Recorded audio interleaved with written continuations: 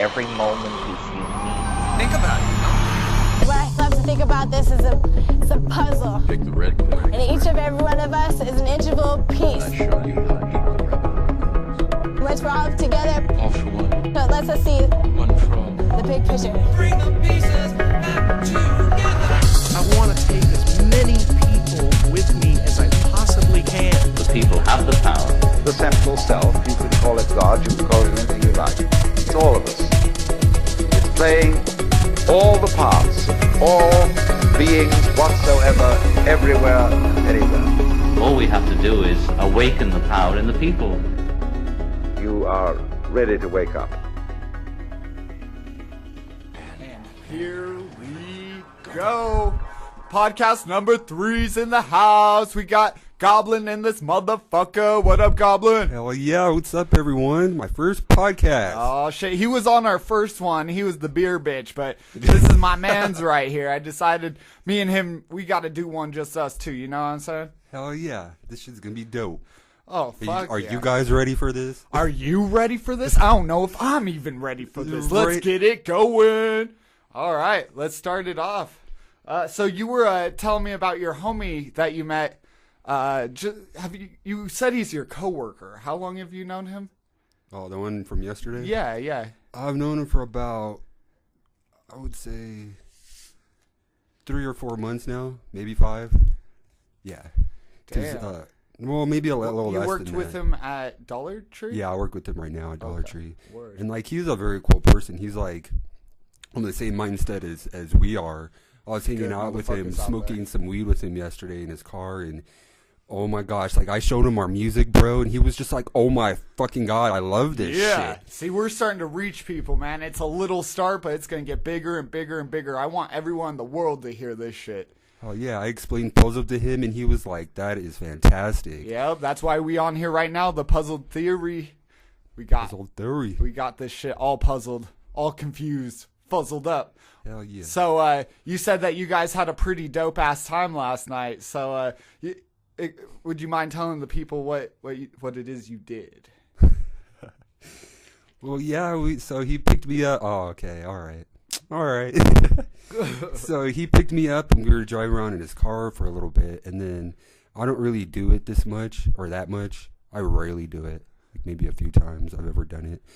But I did it like a very small ass line of some coke that he had. Oh, you got down on some cocaine, Goblin? Yeah, and what? like A good Christian boy like you? How dare you? yeah, Shit. See, that sounds pretty dope.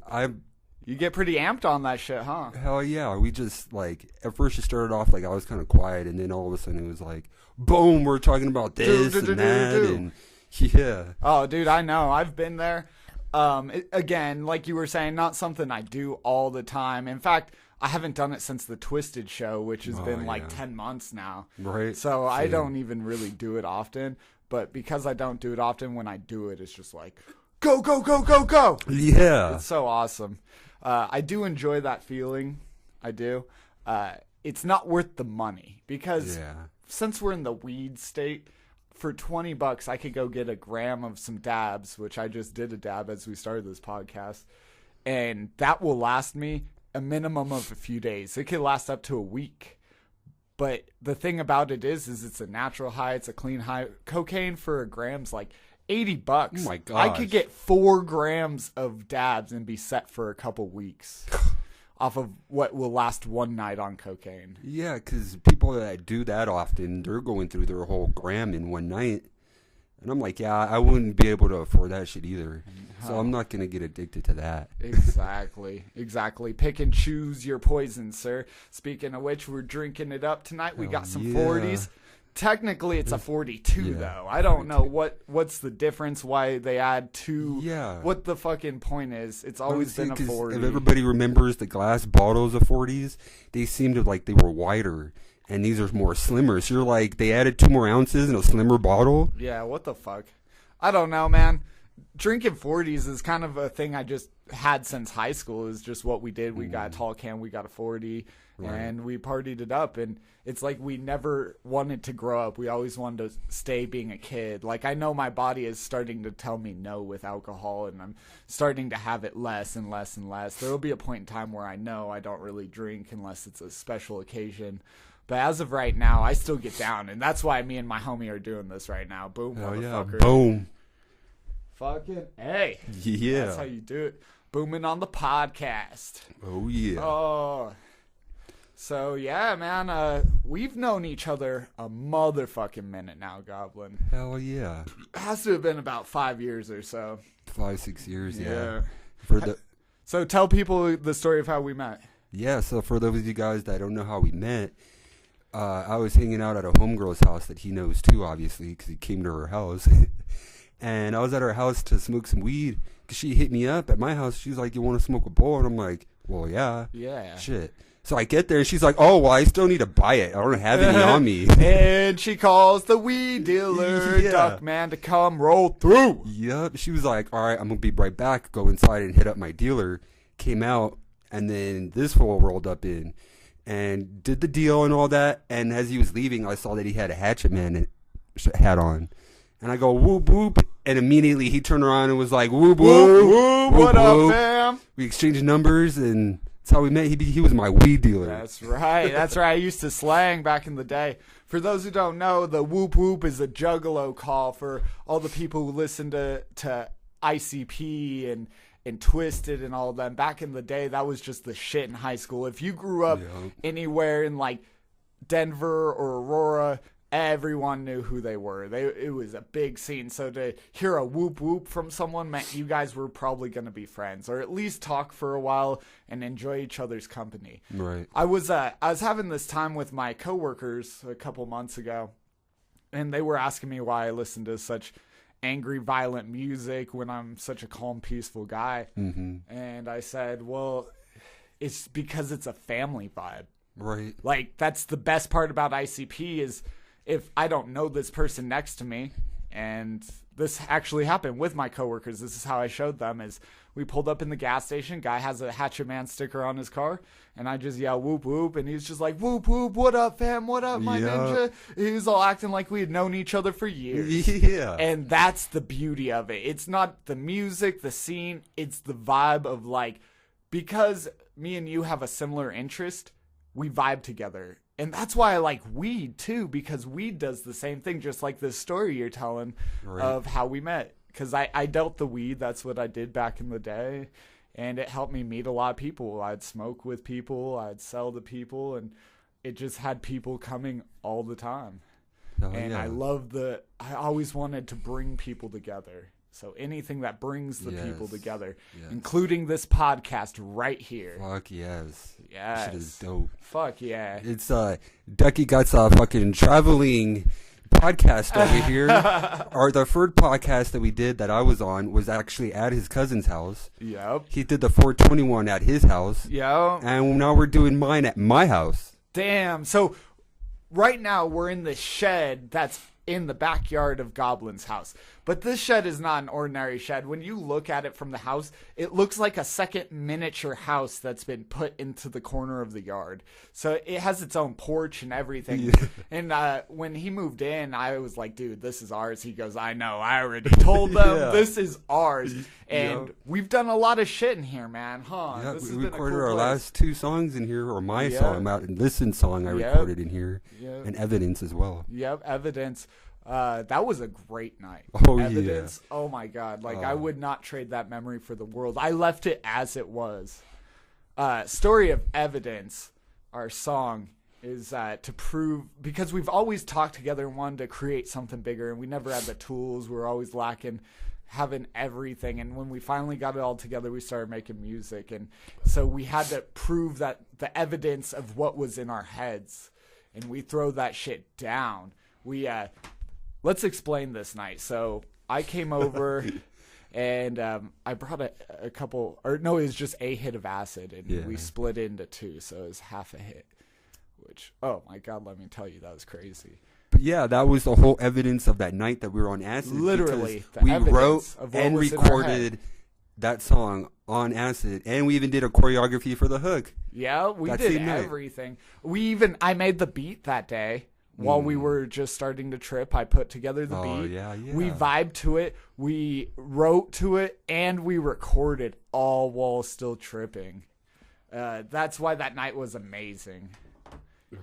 Oh yeah, I'll never forget that night, dude. Shit. So funny. Yeah, that song, it turned out all right, but I didn't want to edit it or change nothing about it because that night was just so pure. And music is a time portal, so when I opened a portal for that night, I can always remember that night through hearing that song. Yeah, because also, so when you do edit the song, yeah, it makes the quality sound better, but at the same time, you're taking away from the experience you had while writing or recording the verse. Which you will do that. I'm not saying that that's a Yeah, bad thing because that's what I'm going to be doing most of the time, 99.9% of the time. Yeah. But that one occasion was just so perfect. It was just so funny. Like when you're on acid, for those who don't know, everything is funny. Life is good and just everything is so fucking funny. Oh yeah. Holy shit. I do, but that's another one of those drugs, like you said, that I can't do that all the time. It's not like smoking weed or drinking beer for me. It's like, no. Like, remember Sebastian and Katie, your friend? They would do it every weekend. Yeah, I do remember that. They were doing it quite a bit. Every weekend or two, they were dropping acid, which honestly is not horrible. I just never did it that way. I always chose 1, 2, 3 times a year, and they were all epic occasions where I went up to the mountains. And, oh, yeah. Camping trips. Those were fun as hell. oh my God, yes. Homie John and Steph is me, you, Diamond, John and Steph. Oh, that was a crazy night. Fuck, dude.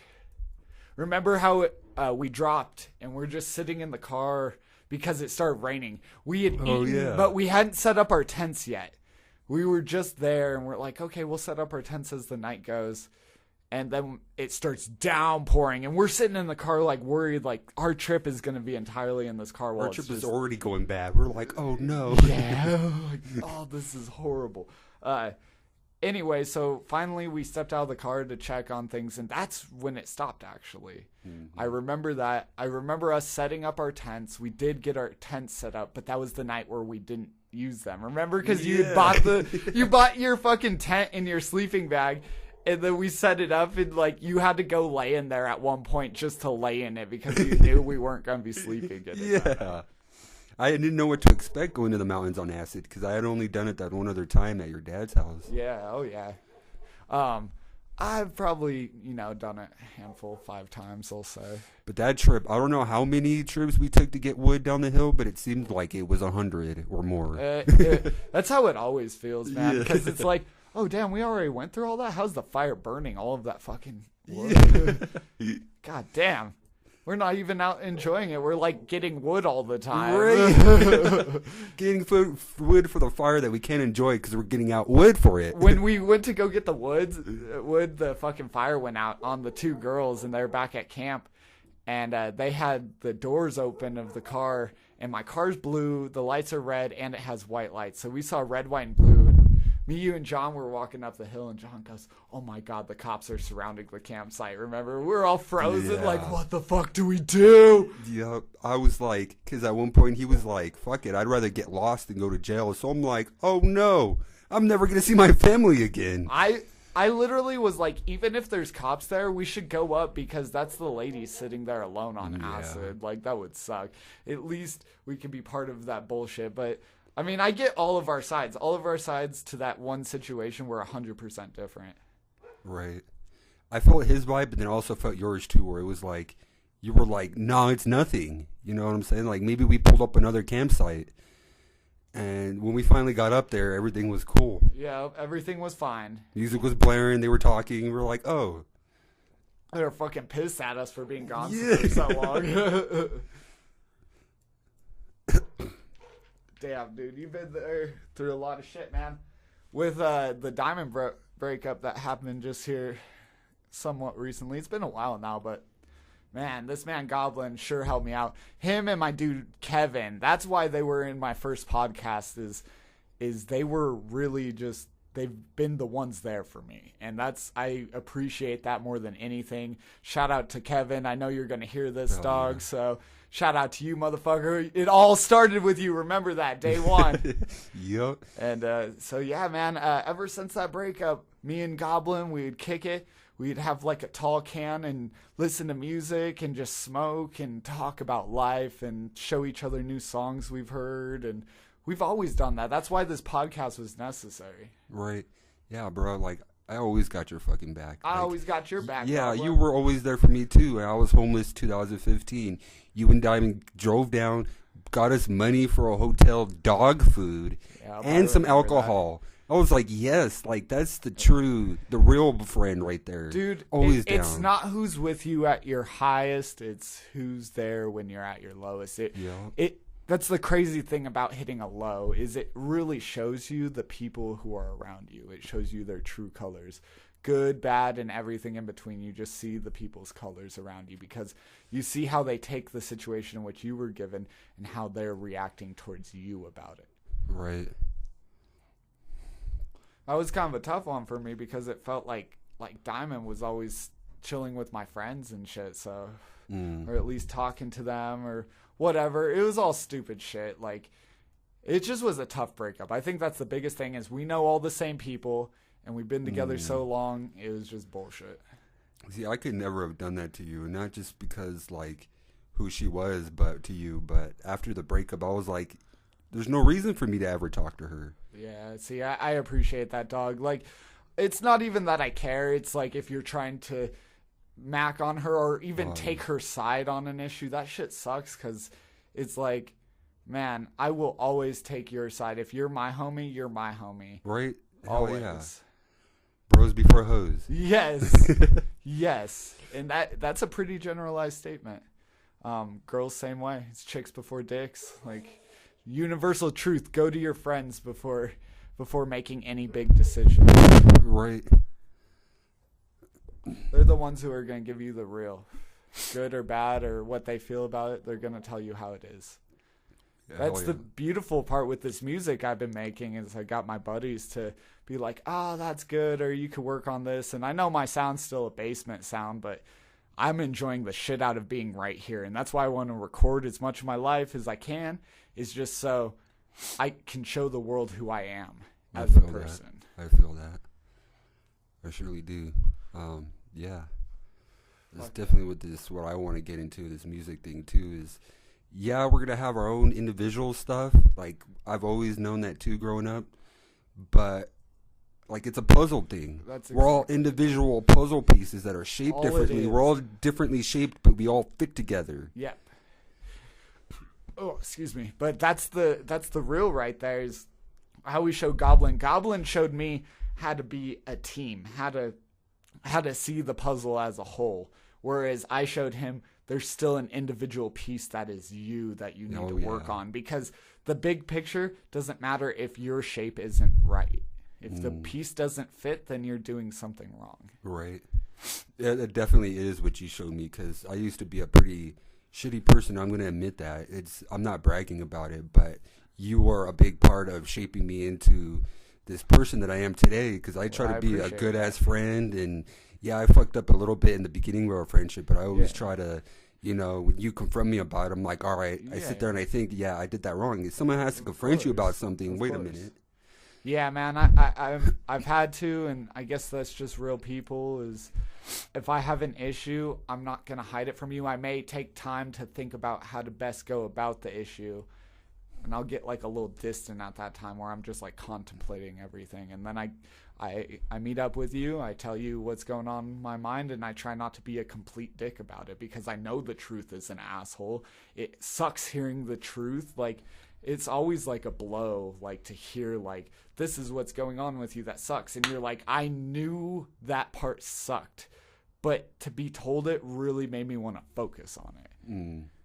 And so like, I appreciate that. I have a buddy at work right now, and that's what he told me. He goes, I don't like people telling me what I did good. I like people telling me what I could do better, where I fucked up at, because that's how you learn. You don't learn from hearing like what's good about you. But both is good too, in moderation. Agreed. If nobody told you, yeah, you're doing good on this, then you're like, you kind of feel like, well, why am I doing this if no one appreciates that I'm doing this for myself? So we got a bowl of some weed going on from this great ass store, Mighty Tree. They got the dank. You gotta check them out, Mighty Tree. They do connoisseur weed as opposed to the cheap bullshit that goes around most of those big stores. The strain we're about to smoke on is Orange Juice Kush, OJK. And it's a indica hybrid, so we're gonna spark this guy up. I just got this one to try. Actually never heard of that dispensary. That's actually where I've been lately, is doing a little bit of trimming here and there. This week's been pretty good. Fuck, man, I've been working long hours getting that pay because I got big dreams, man. Big dreams cost big dollars. Hell yeah. Big dreams cost big dollars, like this right here. Here you go, my man. Yeah. Ooh. Put to blaze it out. Yeah, you gotta blaze. We're drinking, blazing. This is just an average fucking Thursday Right. for us motherfuckers right here. Yeah. That's how we fucking do it, though. You watch us. We're gonna explode. We're gonna go boom, boom. Always. I don't know if you remember the first podcast we did. Ducky kind of explained what boom was. So did I on that last one? I explained it a little bit. Well, you may have explained puzzled. I think. Yeah, I don't think I explained boom at all. Let's explain boom then. Fucking boom, birth of our movement is what I came up with for what boom stands for, and it's because we've always, after chilling, we give each other handshakes and we go boom like an explosion, and so that's the shit we're about. Is we're gonna blow up. We're gonna go kaboom, and it's gonna be an eruption that's worth seeing. Ha! You get what I'm saying? I'm gonna erupt all over you. Oh no! Take some of that, bitch. That escalated quickly. It's crazy what can happen in a matter I'm not of seconds. surprised coming from you though. I tend to shock a little bit. At work, I made my coworker laugh because we were just sitting there in silence, and I was deep thinking, and out of nowhere, I look at him and I say, "Man, I can still remember next week." And he just died. He's like, "Dude, what the fuck? You can still remember next week?" I'm like, "Yeah, dude, because I can always remember my future moments." He's like, no. It's not how this works. He thought it's so funny. He's from Puerto Rico. And he's like, man, they need to put some cameras up and just record this guy all the time because this guy talks some fucking crazy shit. Oh, yeah. That would be so much more intense if we had a camera on us right now. Oh, my God. Looking around like, what's in this shed right now? It's cool. I love my seat because I got a bunch of bitches looking over Goblin's head right now, all in bikinis and shit. Oh, I got my fans cheering for my podcast. You know what's cool about that is that you're looking at that and that, like, I don't know how to say it, but like you were always a ladies' man. Oh. But what I'm not looking at from my direction is my dad's blanket that he used to have when I was a kid. Damn, that's deep. So I get that vibe. How could I even like compete with that? Bitches are cool, but your dad, that's shit. I would trade all these bitches right here to bring your dad back. Hell yeah. Fuck yeah.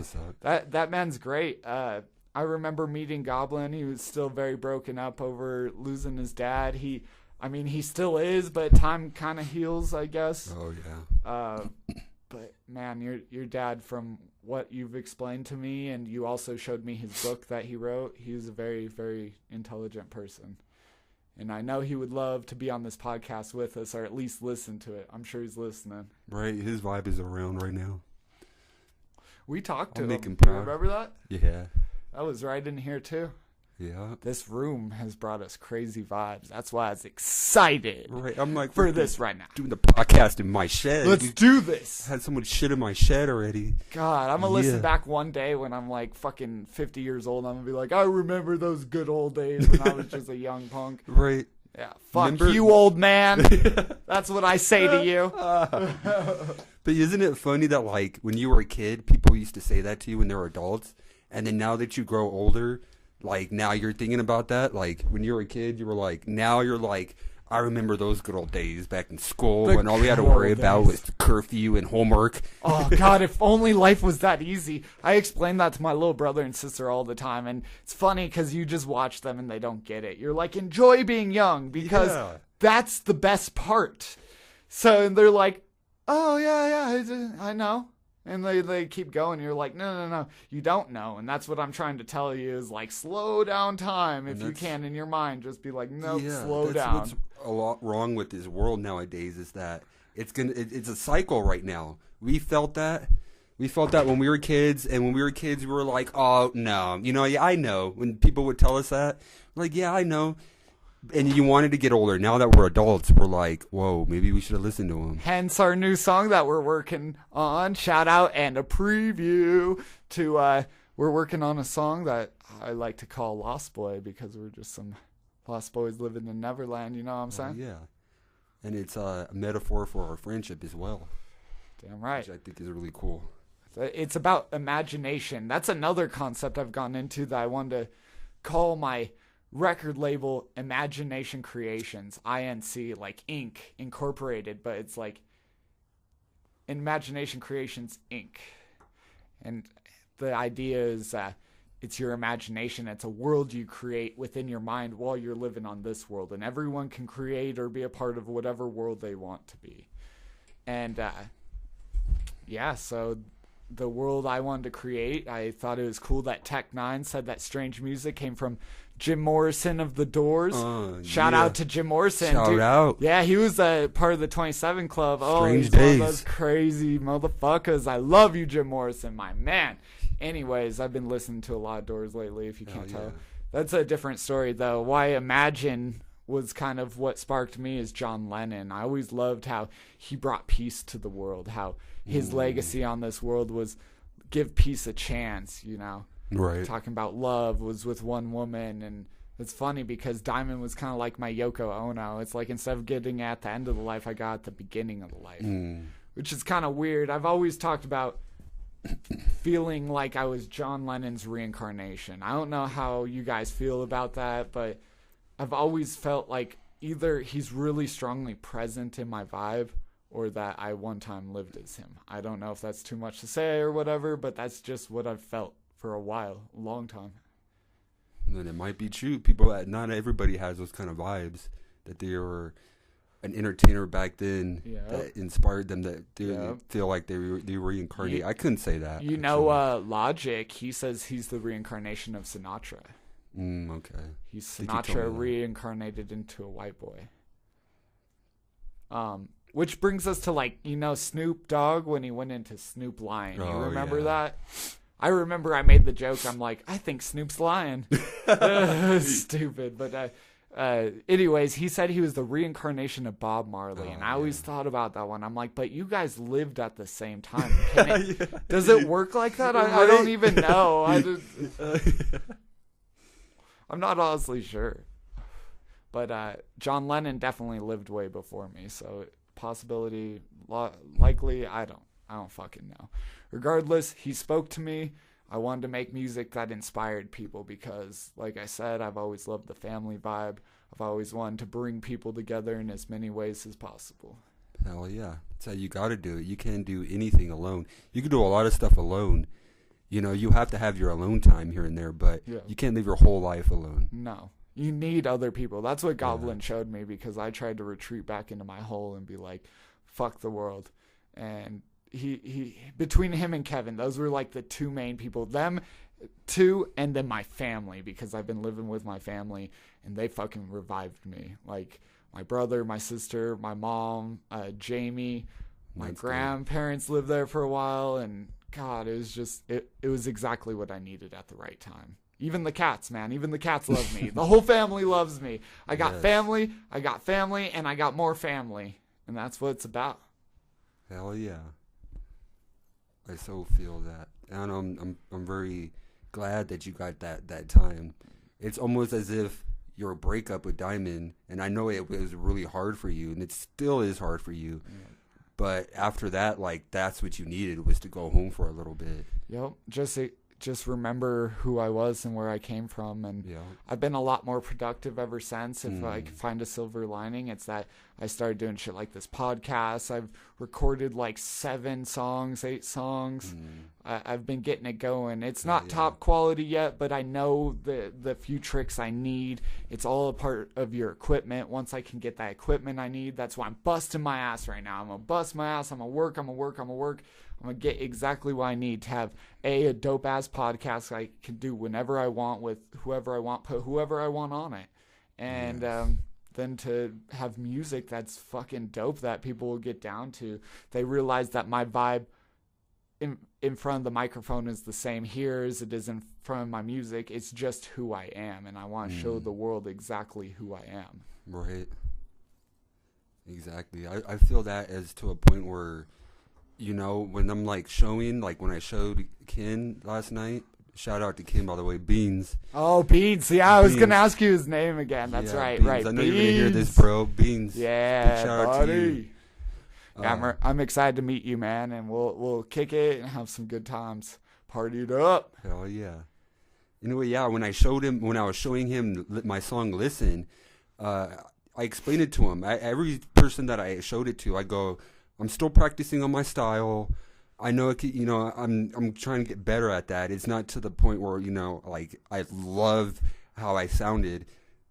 To me, that song is listen to the words that I'm saying. Oh my God! I tell everybody it that was the so beat's cool, good. The beat's cool. My style's alright. How I rap, but listen to the words. Straight up, man. Everyone who listens to words knows that that's real shit. Like, I've made some okay shit. I think that Goblin song is actually really deep and touching. Like, I love that shit.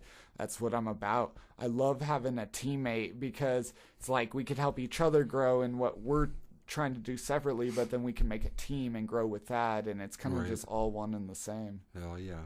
It's equal. Like, I'm the complete yin and yang. I'm completely to myself and fuck everyone else, or I'm completely about everyone else and fuck being about myself for a while. And I like a healthy balance because one without the other is just too much. Right. I've thought about that. I think a couple of weeks ago, I was just sitting outside and I was pretending like, you know, like I was giving someone advice, and I was pretty much saying that when people say that they want to fight their demons off, I go, I learned to live with my demons, my inner demons, because you have to have demons and angels inside you. You can't have one more than the other. You can't have your demons killing your angels and then your angels, you know, fighting your demons. No fighting. No fighting. Peace. Yes. Even inside of you. Peace. Yes. They say, like, who you surround yourself with, it's not about how you complement each other in your good times, but how your demons play together. That's kind of where it all boils down to is, anyone can be good when you're both good, but when one's down, how does it work? Does the other lift him up? When the other's down, does the, first one lift him up? But what really comes down to it is when both of your demons are out, is it worth the fight, or is it worth being around them? Because is it gonna hinder you too much to where you can't be around someone, or it kind of just all depends person to person. Yeah, true. Yeah, one person's vibe could be a lot more powerful negative wise, and then you just might just want to be not around other negative vibes when you're in your negative vibes. I get you. Yeah. I also feel that way. Why I kind of get in my shell is I know I'm in a negative vibe, and so I don't want to project onto many people, or anyone. Okay. Like, sometimes it's like I just want to sit it out and let it kind of pass by till when I'm in my mood again, where I'm like, okay, everything's fine again.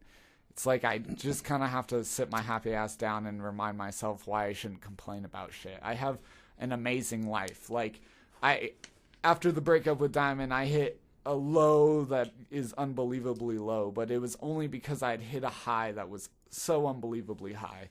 The higher you take your vibe, the lower it goes, because that's the repercussions. It's like you're paying for it on a credit card, and you've got to pay for it somehow, and you pay for it by going through times that are not as good. Right. So that's also a telltale is I know I'm about to have a really good time if I've been having a shitty time. Oh, yeah. And that's kind of how it happened is I got into a shitty time, and then all of a sudden I was like, you know what? I'm going to turn this into a good time.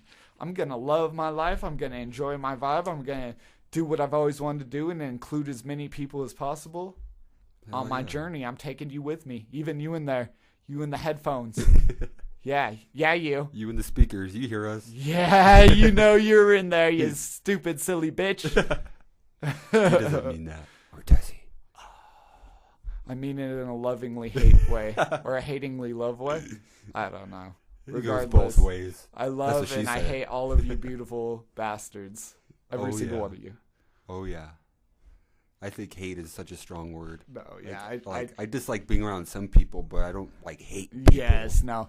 I've never truly hated a person. Even the person who I dislike the most in my life, I would never say I hate them. I would Right. not want to see them or be around them, but I don't wish bad upon them. Yeah.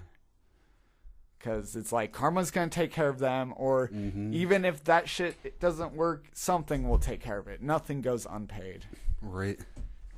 Fucking A. We're getting stoned. Pass the bowl. Pass it over here. That's what you gotta do. Oh, man. I love the getting stoned, man. I've been working with weed for 3 or 4 years. Just loving every yeah. moment. Shit. I mean, do you know your shit? When we get into the weed industry, too, Oh, yeah, get more man. into it, you know your fucking shit. Oh, you know, I could take this fucking garage and turn it into a dope-ass grow room, honestly. We could be making music in a grow room. Oh, doing a podcast in a grow room. How ironic would that be? That would be awesome. I've always wanted to do that, under the grow lights, write a rap. I technically have, actually, several times. Yeah, my mom actually thinks that the people that used to live here before us were growing weed in our basement, like right behind the washer and dryer. This is like this little space. And I'm like, why do you think that? Here's what she says, right? She looks up and she goes, look, do you see these hooks on the ceiling on each one? That's where they were hanging their lights. And I'm like, what, Mom? What the fuck?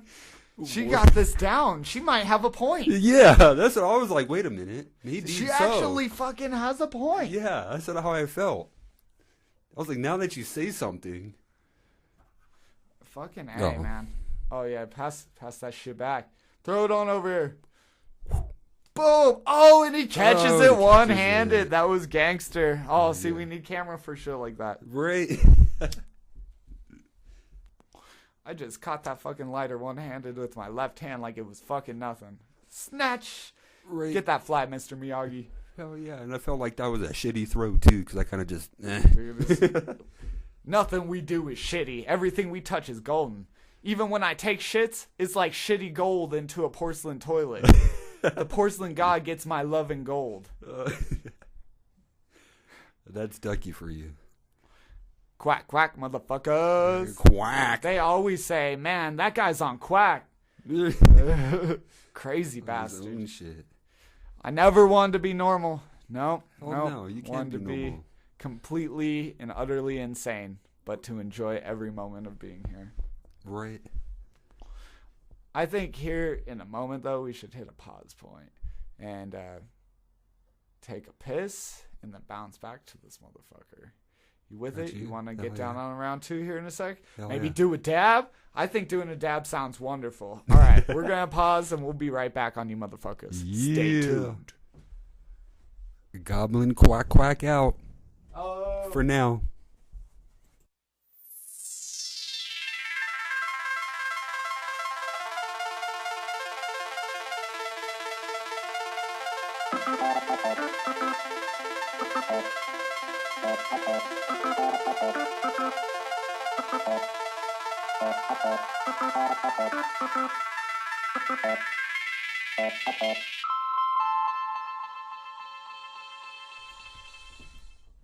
Round 2. Talk. Oh, we're back at it again. What's up? All right, so we decided on break that we've got a quote for you guys for hanging around. So, Goblin, read us our quote of the day.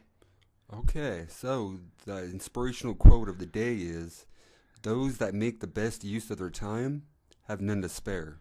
Ooh, And that's that a inspirational good one. quote right there is by Thomas Fuller. which Thomas is- Fuller. Shout out to you, home Oh, dog. yeah. Which is very inspirational right Yeah, there. yeah, that's Makes you really think. good. Yeah. If you make the best of your time, then you have no time because everything's planned out accordingly, so you just keep bettering yourself and bettering yourself. That's what life is. Oh, yeah. 2 steps forward, 1 step back. Yeah. Embrace that step back, but use it to launch yourself to new heights. Hell yeah. That's just how we do it in this motherfucker. That's the first step right there, is realizing that there is a step back, because there's always going to be. Yeah, there always is a step back, ironically. So while we were on break, I unintentionally poured one for the homies. Oh, yeah. Oh, God, that was yeah. funny. So I knocked over my beer standing up, and it was all fucking foamed, and I thought waiting there the whole time. Nope, did nothing. And so I open it, and it just starts fucking flooding everywhere, even after time of letting it sit. And, yeah, I was like, man, we just poured one for the homies. Right. Pretty much. Yeah. Didn't mean to, but guess it was a thing then. It was. Yeah, that brings us to some shout outs to people close to us who've died. I know you were there with me through Dylan. That was a really tough situation for me. You you remember that. I know you do. And I was personal with him too. I knew him from school, so we both were able to help each other out. Yes. Because we both knew him in different ways. Oh my God. The crazy part about Dylan is, like, 4 months before he died, he was actually living at my house for about 2 weeks or so, and I tried to give him as good of advice as I could. I helped him out, gave him some cigarettes, gave him some weed, and, you know, kick it. Took him to Bishop's Castle, which that place is amazing. Go if you haven't. And, yeah, it was just so hard because it was like I knew that there was something wrong deep inside of him. And I knew I couldn't be the one to fix it, but I was just trying to point him in the direction of fixing it himself. Right. And, yeah, you knew him from high school. You were there. We went to the memorial. You remember the memorial? Yeah. That is, I think that was his mom's house. Or maybe it was his aunt's. Yeah. But one of the saddest parts is all the people I knew who knew him didn't really show up. Like, that was the part that really ate at me, is like someone went so young, and like you're always gonna remember that happening, and no one really showed up. I remember that being tough. But you remember that night at the cabin? That night we went up to the cabin. All right, we'll get back into some positive side of this. That was a crazy ass night. I'm driving Goblin. He has no idea where we're going whatsoever. He's just on this mission. I'm like, you know what? We're heading up the mountains. I was like, as we're halfway up, I'm like, I hope you brought your tent and sleeping bag. You brought your tent and sleeping bag, right? And you were like, you didn't tell me to. I was like, fuck, dude, where are you going to sleep then? Yeah. And he's just like, oh, shit, that sucks. And then at one point, we pulled over to pee. And I remember turning the lights off, and I'm like, all right, you're here, Goblin. And I remember acting like I was going to drive away. All right, Goblin, I'm just going to leave you in the fucking dark. You could see nothing. It was crazy. The middle of fucking nowhere. Just pitch black. Yeah. It was fine because I kept fucking with him, but then we get there, and it's this big house that's popping with a party and tons of people and rooms everywhere. Yeah, he gave me the tour of the house, and I'm like, oh, okay, so he's going to show me, you know, the 2 living rooms and the kitchen and then a couple of bedrooms up here. All right. No, that didn't happen. We went down 1 flight of stairs. There's the basement, a bunch of other rooms. Like, another 4 rooms downstairs, and there's a big-ass garage, 2 garages. Yeah, 2 garages, one with a pool table and one with a ping pong table. Oh, God. The times in that house were fucking amazing.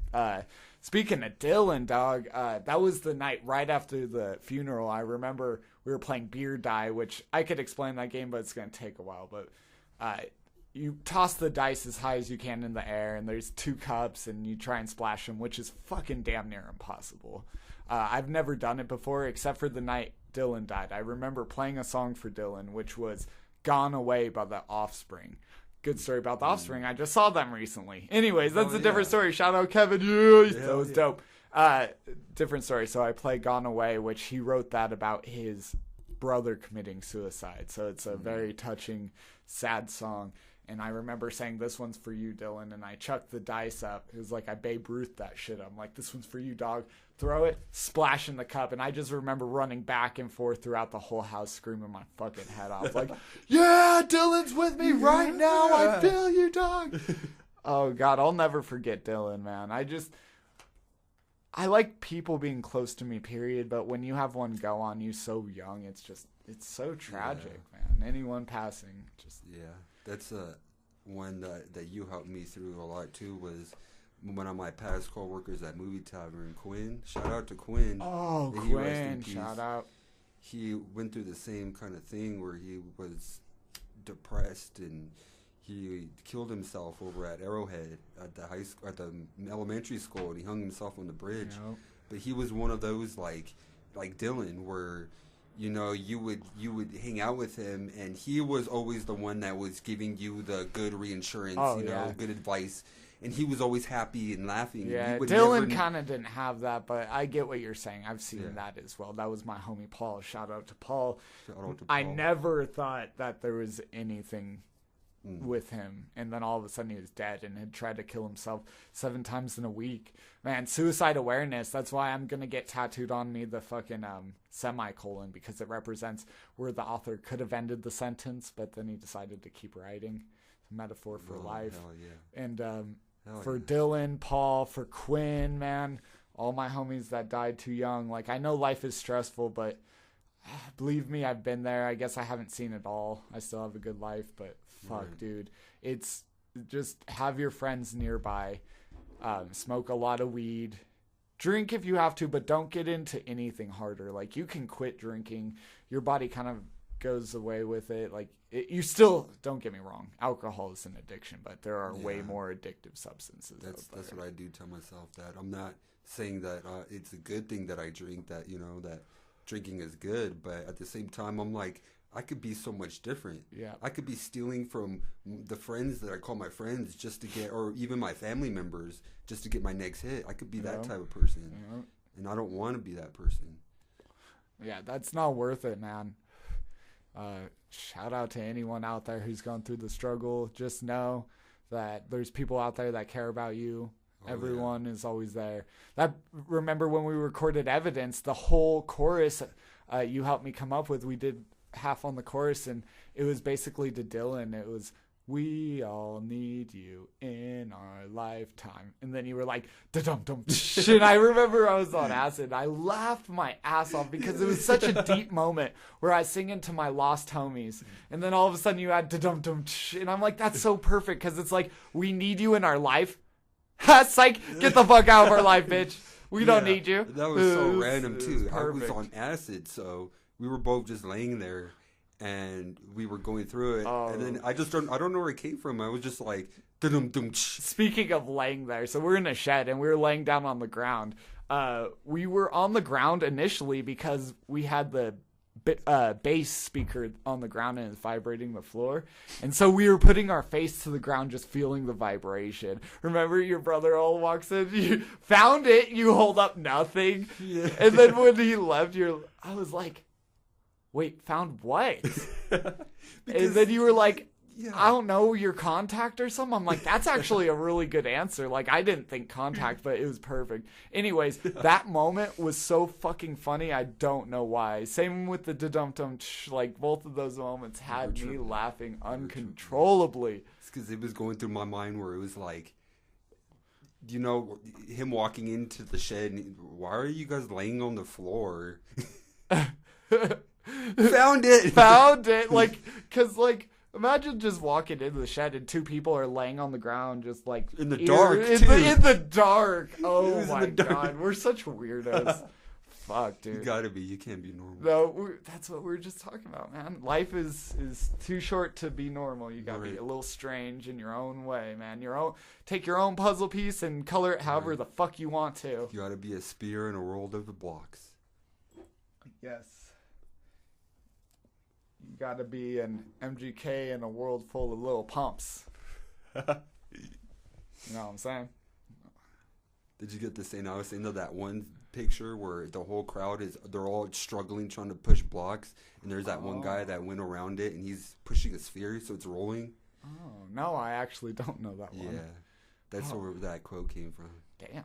Be a That's spear in a world full of blocks. deep. Kind of reminds me of some Indiana Jones shit. I don't know why. He's like running away from the ball. He's got to jump over the cliff. Has nothing to do with it. My mind is gone off that marijuana.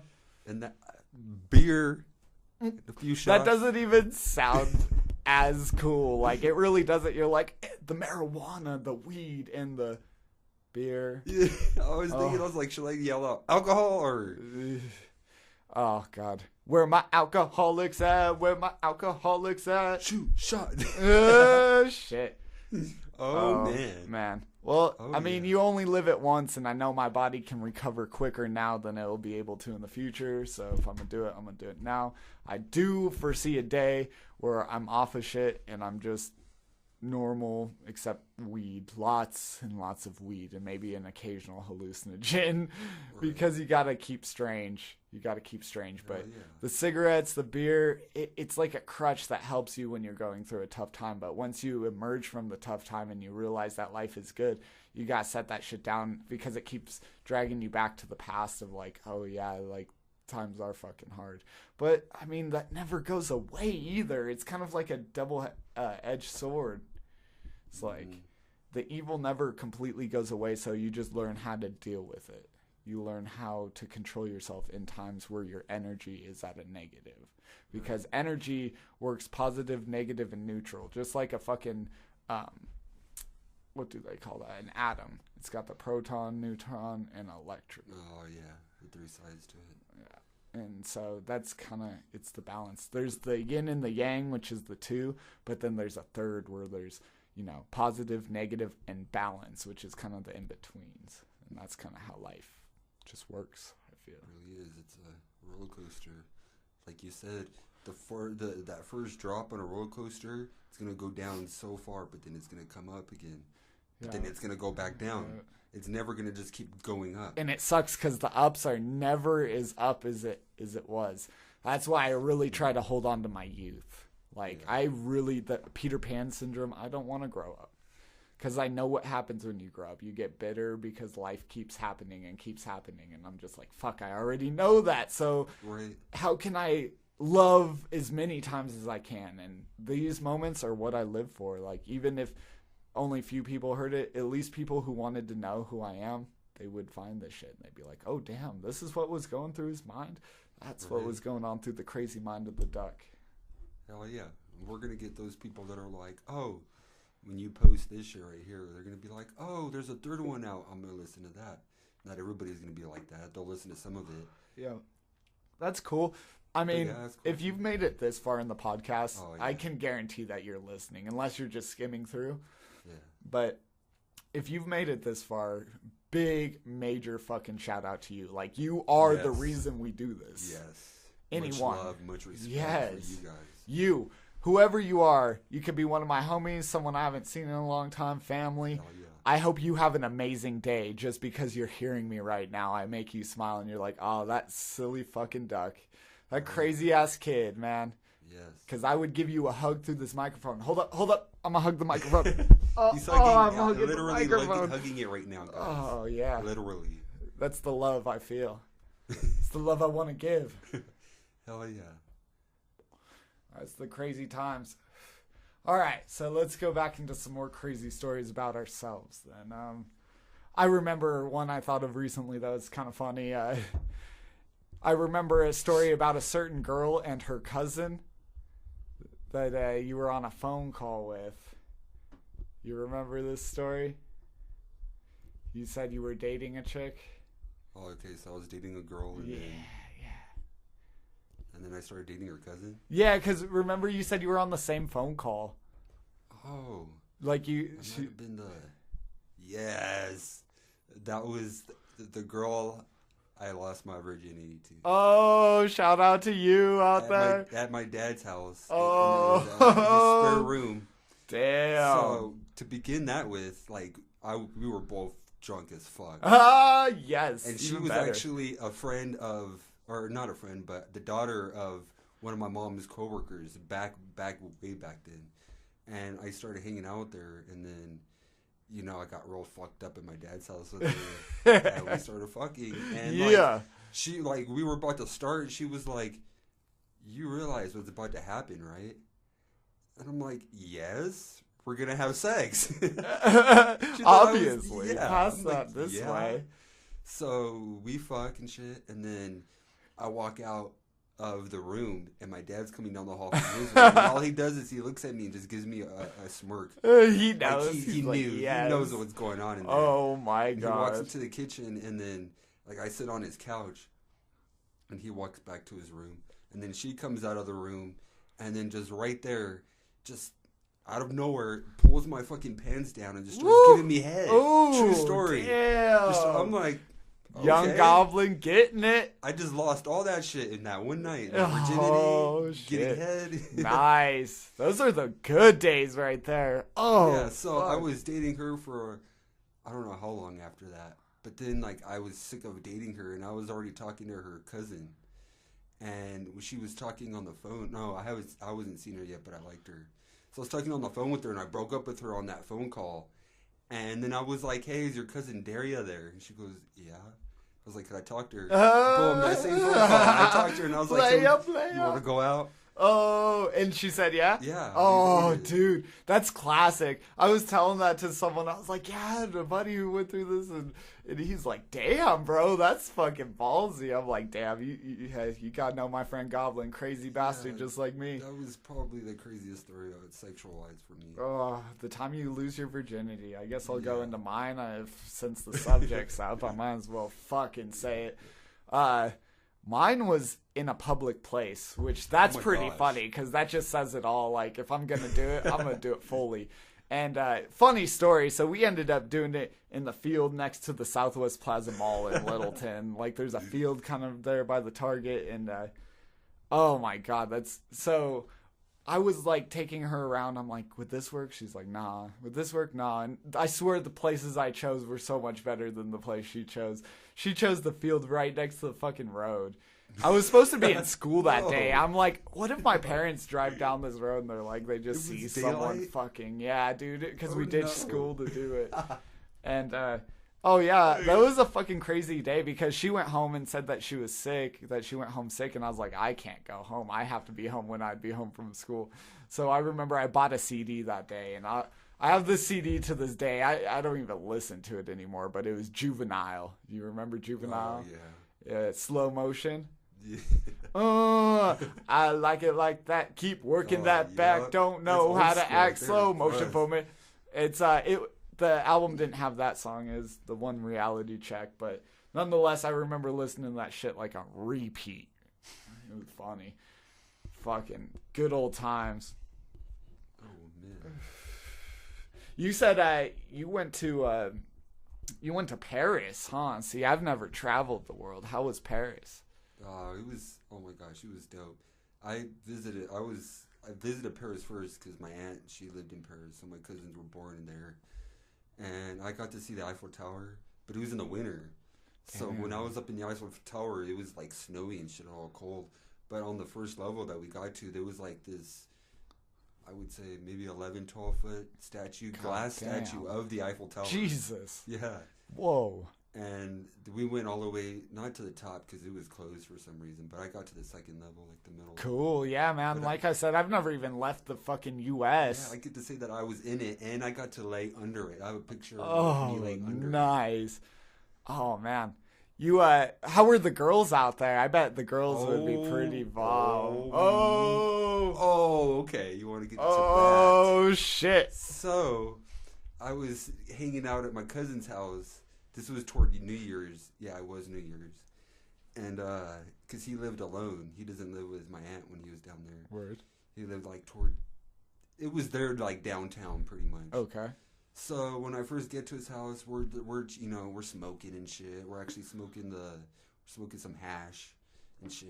Yeah, He's that's what they rolling some get out hash, there. Yeah, that's what they do mostly. Or And they so do. he was like, hey, let's go down to the store right around the corner, get more papers. We did that. We're smoking more. All of a sudden, these 3 girls just walk up into his house. Ooh. Nice. Yeah, and one of them was like all over me. Well, okay, so that night, I got a threesome that night. What? Yeah. Well, no, because was it 2 girls or 3 girls? It was 2 girls. Oh, okay. Nonetheless, threesome status But the thing is was amazing. before all that happened we were all walking like around and shit, just smoking, and we had a bottle of wine on the bus and Nice. shit. Yeah, I'm like, Nice. okay. I myself have never had a threesome, so shout out to the ladies listening. I'm right here. That night got crazy. Yo, God. So, yeah, we got fucked up, and then we went back to his house afterwards, and we're just chilling. Oh, right before that, like right before New Year's happened, there was this the bombest one there. She was like all over me. She was like, "You're my boyfriend for the night." Yes. It just pulled me. Yeah. Yes. Bro, that happened. Oh my God. I was like, yeah. Goblin's the okay. fucking man. Getting it. So we got back to his house, and I got a fucking strip lap dance from like 3 of them. Oh damn! Including the bomb one. What? That is fucking awesome. What sucks is that I didn't fuck them that night. I fucked them the day after.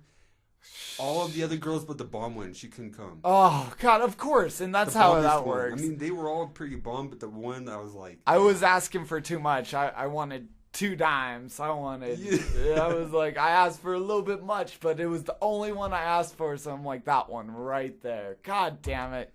And now I'm single, and now you know why. No, I'm just kidding. Oh shit. yeah. And then they were asking me like, they were like, I guess they don't know how it works here, because they were like, do you know George Washington? I think that was the president. At No, the time. Yeah. Bush. Bush. Oh. Washington. Wow. Yeah, man. You Yeah, were back in George those times? Washington. Yeah, we lived back in those times. I bet you didn't know that. We've just reincarnated.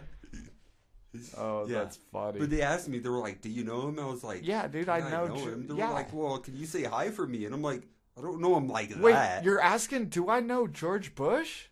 Yeah, shit. Nigga owes me $12. That's what I should have said. Huh? For real. You'd be like, what? Oh my God. All right, shout out to the motherfucking weed you were talking about. Hash. It reminded me of my bowl. Got some more Mighty Tree, and I got Super Skunk. Oh, we got yeah. another indica in the house. That's that It's funny because skunk. we smoking on indica, but we not down. We're down, but we're not like. Oh shit! All right, sparking it up. Blaze it. Where's the weed at? Where's the weed at? It's in your hand. I'm about to touch that. Oh, he's about to smoke. That's what she said. You guys ever seen a flock of ducks flying in perfect formation? It's beautiful. Pretty awesome the way they all stick together. Ducks never say die. Ever seen a duck fight? No way. Why? Because the other animals are afraid. Oh shit. Welcome back, guys. We had some crazy ass technical difficulties that went on between last time and now. Yeah. This is actually day 2 of this podcast. Oh, yeah. So what ended up happening last night, the butane can fell over and turned the podcast off. And then what we did after that is we recorded this section.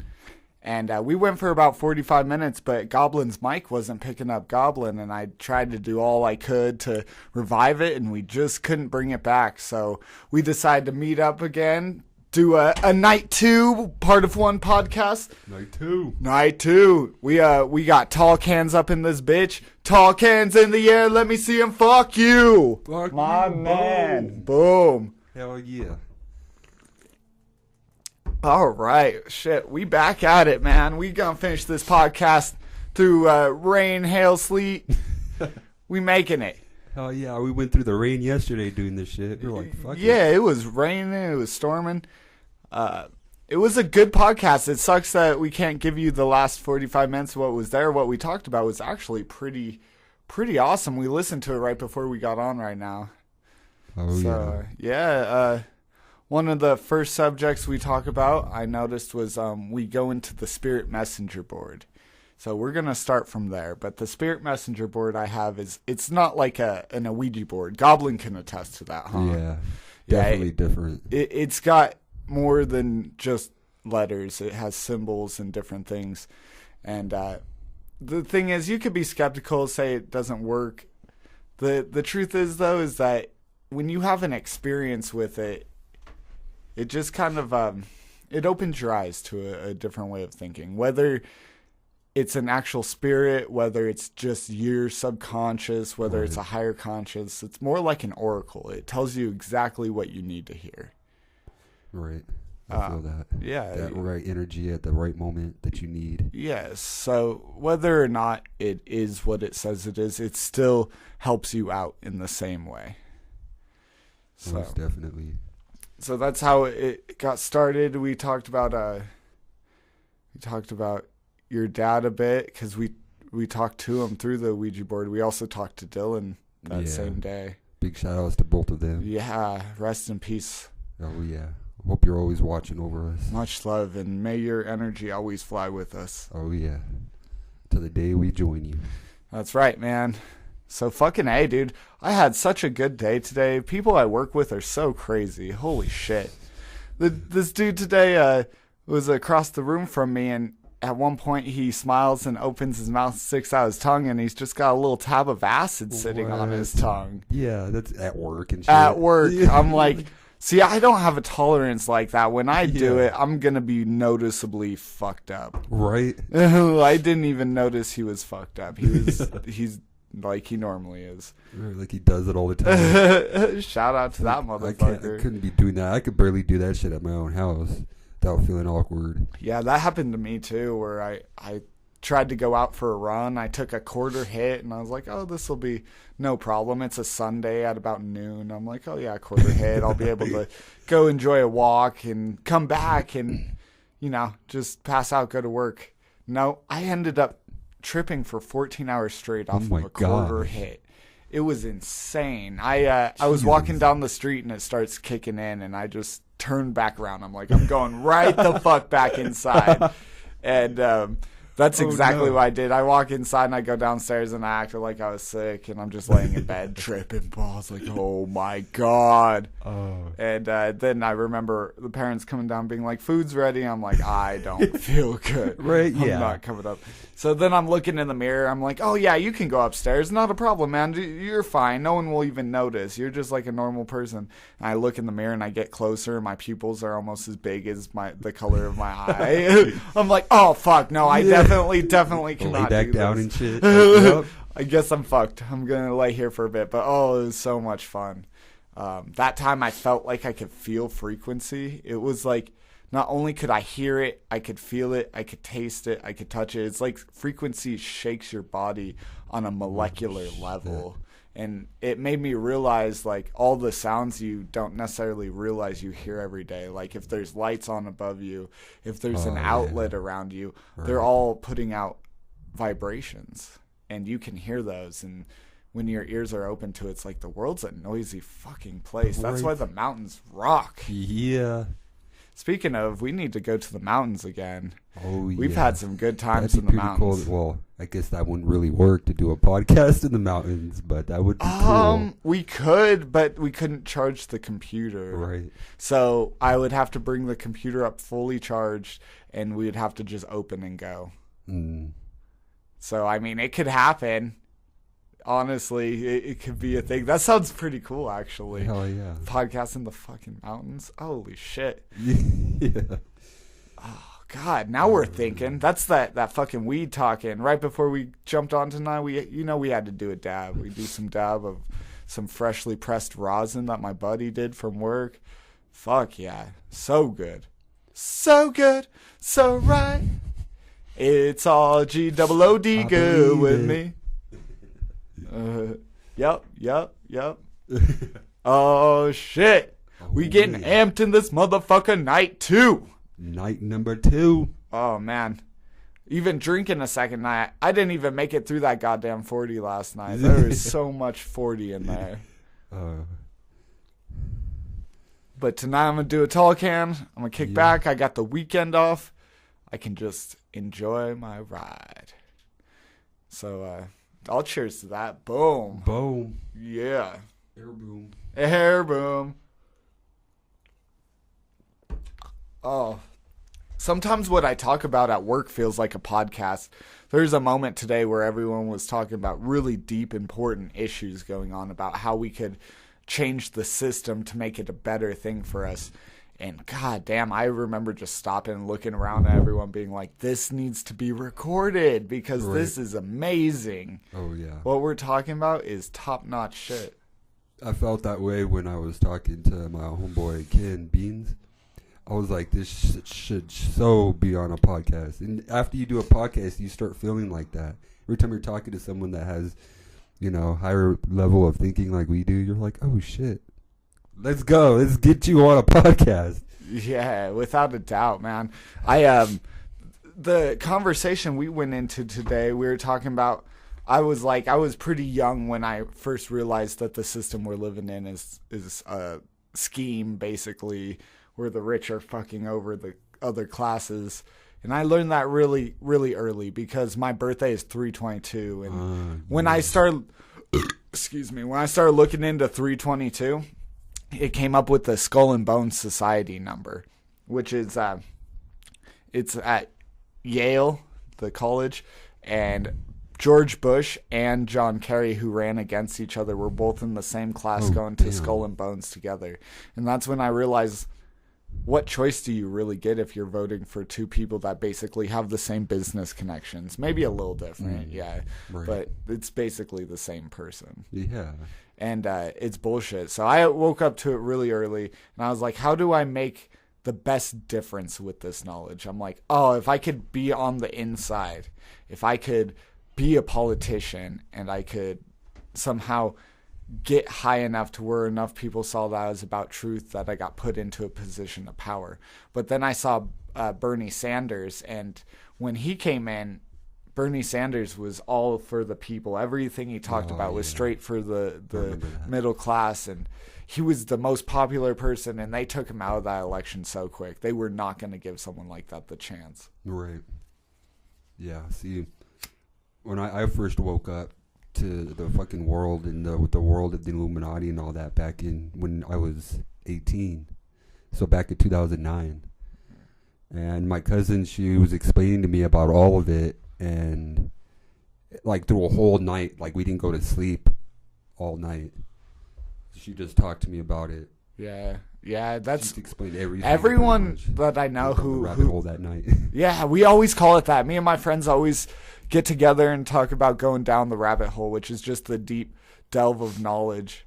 I heard my homies that I did the podcast with, they do Seriously Inappropriate, and they were talking about trying to do the rabbit hole, but apparently someone already has a podcast called the Rabbit Hole, which is really funny because that's what me and John, and when we always chilled, we always like, we're going down the rabbit hole, we're going to find out more knowledge, more about what's going on around us, and that kind of just stuck with us. Hence why we do these podcasts, is we're always thinking of new perspectives. Right.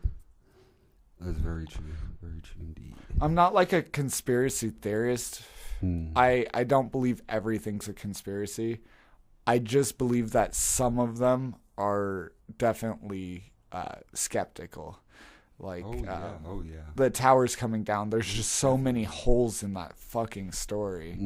That's one of them. But then there's ones that are a little too extreme, like the one kid who's been spotted at all the crimes or whatever. It's like, there's so many things it could be. It could be a look-alike. It could be someone just taking the same image and putting it in. It's like, I don't know. This is not conspiracy that I'm not fully with, but there are some that are so big that it's like, there's no way.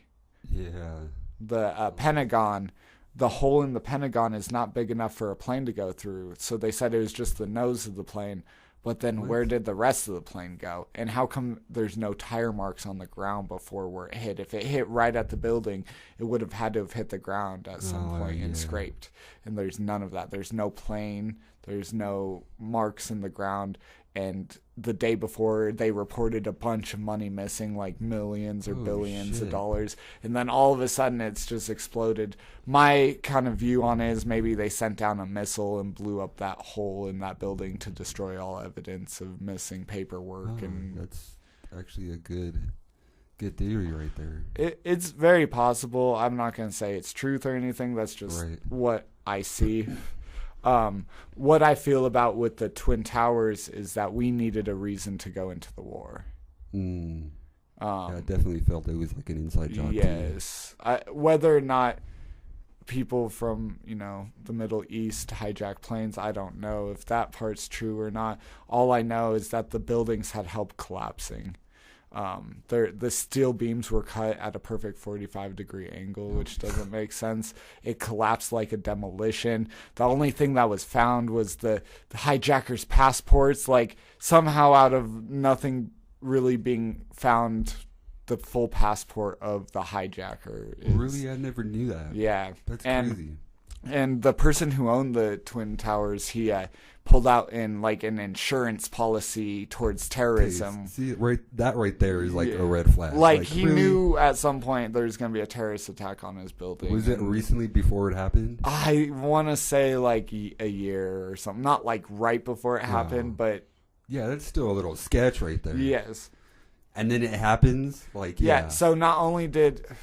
They probably paid him to let his building get hit. He also gets a new building because he has an insurance policy. So now he's like making money off the deal. So that's why it benefited him. And then it benefited us because we needed a reason to go over to the Middle East and join that war that was going on. And we didn't really have a reason. So that's stupid. That goes back to we're going to war for peace. But we're killing people for peace. That makes no sense. Bombing for peace is like fucking for virginity. Never forget that. Yeah. It's just, it doesn't make sense. But it doesn't affect the rich, and that's why the rich do it, because their kids aren't going to get hurt, so fuck it. Oh, yeah. Like, the greedy bastards. They're basically playing chess with other people's lives. Yeah. But, there's a generalized plan to make the rich people really rich, to keep the money within money, and to basically separate the rich from the poor, with the middle class kind of shrinking away. And it makes sense because the idea is kind of they want the population to go down, it seems, because we're a little overpopulated, which isn't necessarily true. We're not overpopulated. We could still sustain ourselves, but it would take a little bit of infrastructure, social structure. I'm surprised they haven't tried to do something like the Purge.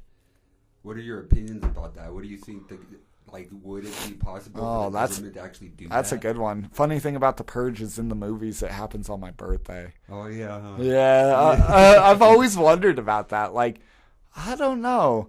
What I like is by the third one, they kind of show that even the rich aren't innocent, because even though they're hiding behind locked doors and shit, they were like kidnapping people. Oh, yeah. And then they made a game out of it and shit. Yeah, so now they can torture someone inside their closed lockdown house where they're not getting fucked with by outside purgers. You know, they're coming out with another one about the first Purge. Oh, yeah, I heard about that. It would be pretty good. The concept of it, though, I don't know. I don't know if it would make there be no violence the rest of the year. That's kind of my thing, is I feel like once you get violent, it kind of keeps you towards a violent tendency. Yeah. Like a whole night of you could do whatever, and then all of a sudden you can't. Yeah. People are not going to take well to that. It would make you plan towards the next year, I guess. You're like, all right, I fucking hate this dude. Next year, I'm going to get him. I don't know. I've never had that urge to really kill someone, but maybe it would take care of some of the more fucked up people that live amongst us, who knows? It wouldn't affect the rich, and that's what really bothers me, is it would just be people killing people. Yeah. Just always thought, like, if the government would ever pull it off, that would be the reason, is to depopulate. Exactly. But that's the reason. Feel like that would be the wrong way to go about it. Yeah. So many things could happen. Oh, yeah. Oh, completely. That's just a movie. Yeah. It's one of those things where it would cause too much chaos. It really would. I don't... More harmful than it would be helpful. Exactly. That's exactly what it is. It would help certain issues, yes.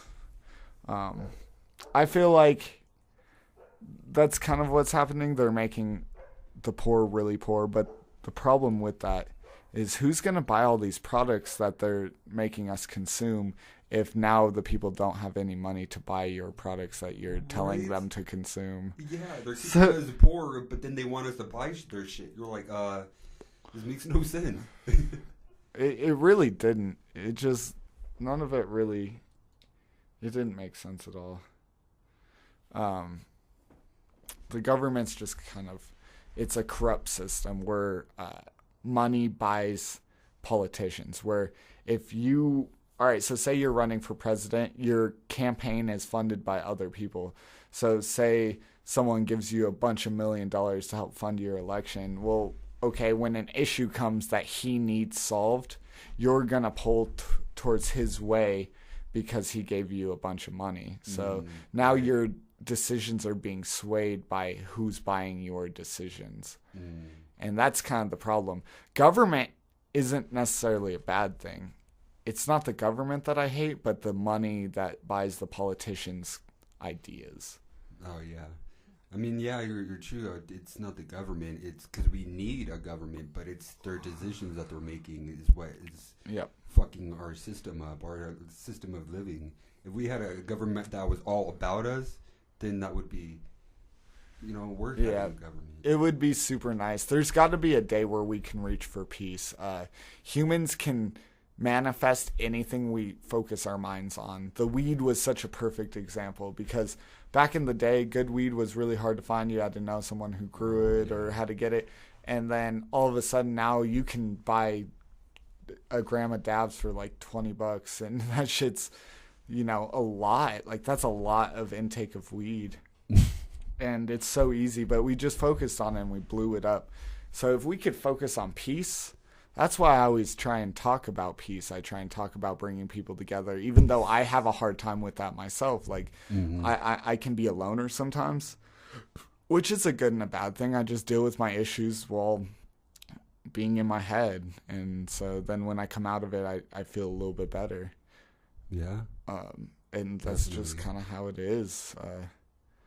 Everyone kind of has their own way of dealing with their issues. Even if it's good or bad, it should be good though.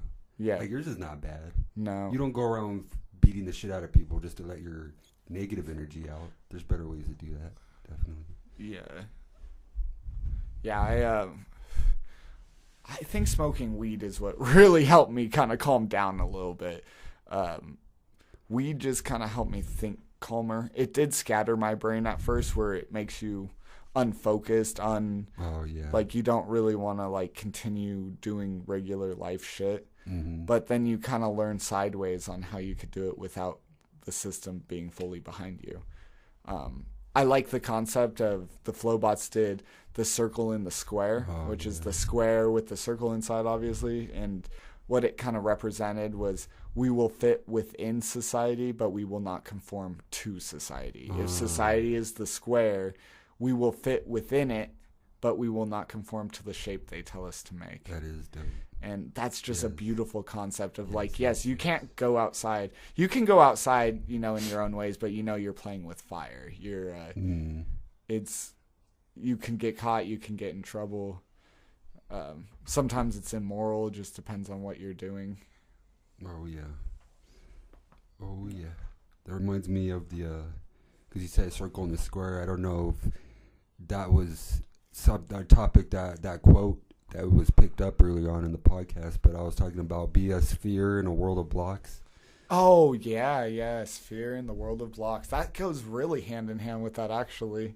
Because it's like everybody else, everybody else is doing the same thing because everyone else is doing that, and they're all struggling trying to push the block. But there's that one guy who he went outside the circle and was like, you know what, fuck this. I'm going to cut down this block into a sphere and I'm going to roll it. He went outside the circle and he made a circle. Yeah. Exactly. That's what happens when you go outside the circle. Oh, man, a topic came up earlier at work. I just remembered this. One of those this should be on a podcast type things. We were talking about how the world is infinitely larger and infinitely smaller, which kind of brought up the quote about Men in Black. I think it's 2 when there's those creatures living in the locker and he's like, poor creatures, they never see what's outside the locker. They have to know there's a bigger world out here. And Tommy Lee Jones looks at Will Smith and goes, you have a lot to learn. And he opens up the door and it's like we're in a locker in a bigger fucking world. And it's exactly like that. Like there's universes within universes within universes. They did that at the end of the first one. Do you remember that? Where Earth was just inside of a marble the aliens were playing with? Yes, that's right. The universe? Did I say Earth or universe? I meant universe. Yes, but the you know what I'm saying. universe. I think you said Earth, but yeah, universe is just inside of marble that they're playing a game with. Essentially, it's like we're a petri dish that a scientist is doing an experiment on. Right. That brings up a very interesting concept of like, how important are we? It makes your life kind of seem small when you look at the bigger picture. You're like, actually, my life doesn't really mean that much. Yeah. Like, I'm kind of just like a memory that I get to enjoy, and that's all I really am. Yeah. Exactly. Like, we're living our lives, but everybody's living their. Everybody's lives are different, but pretty much the same.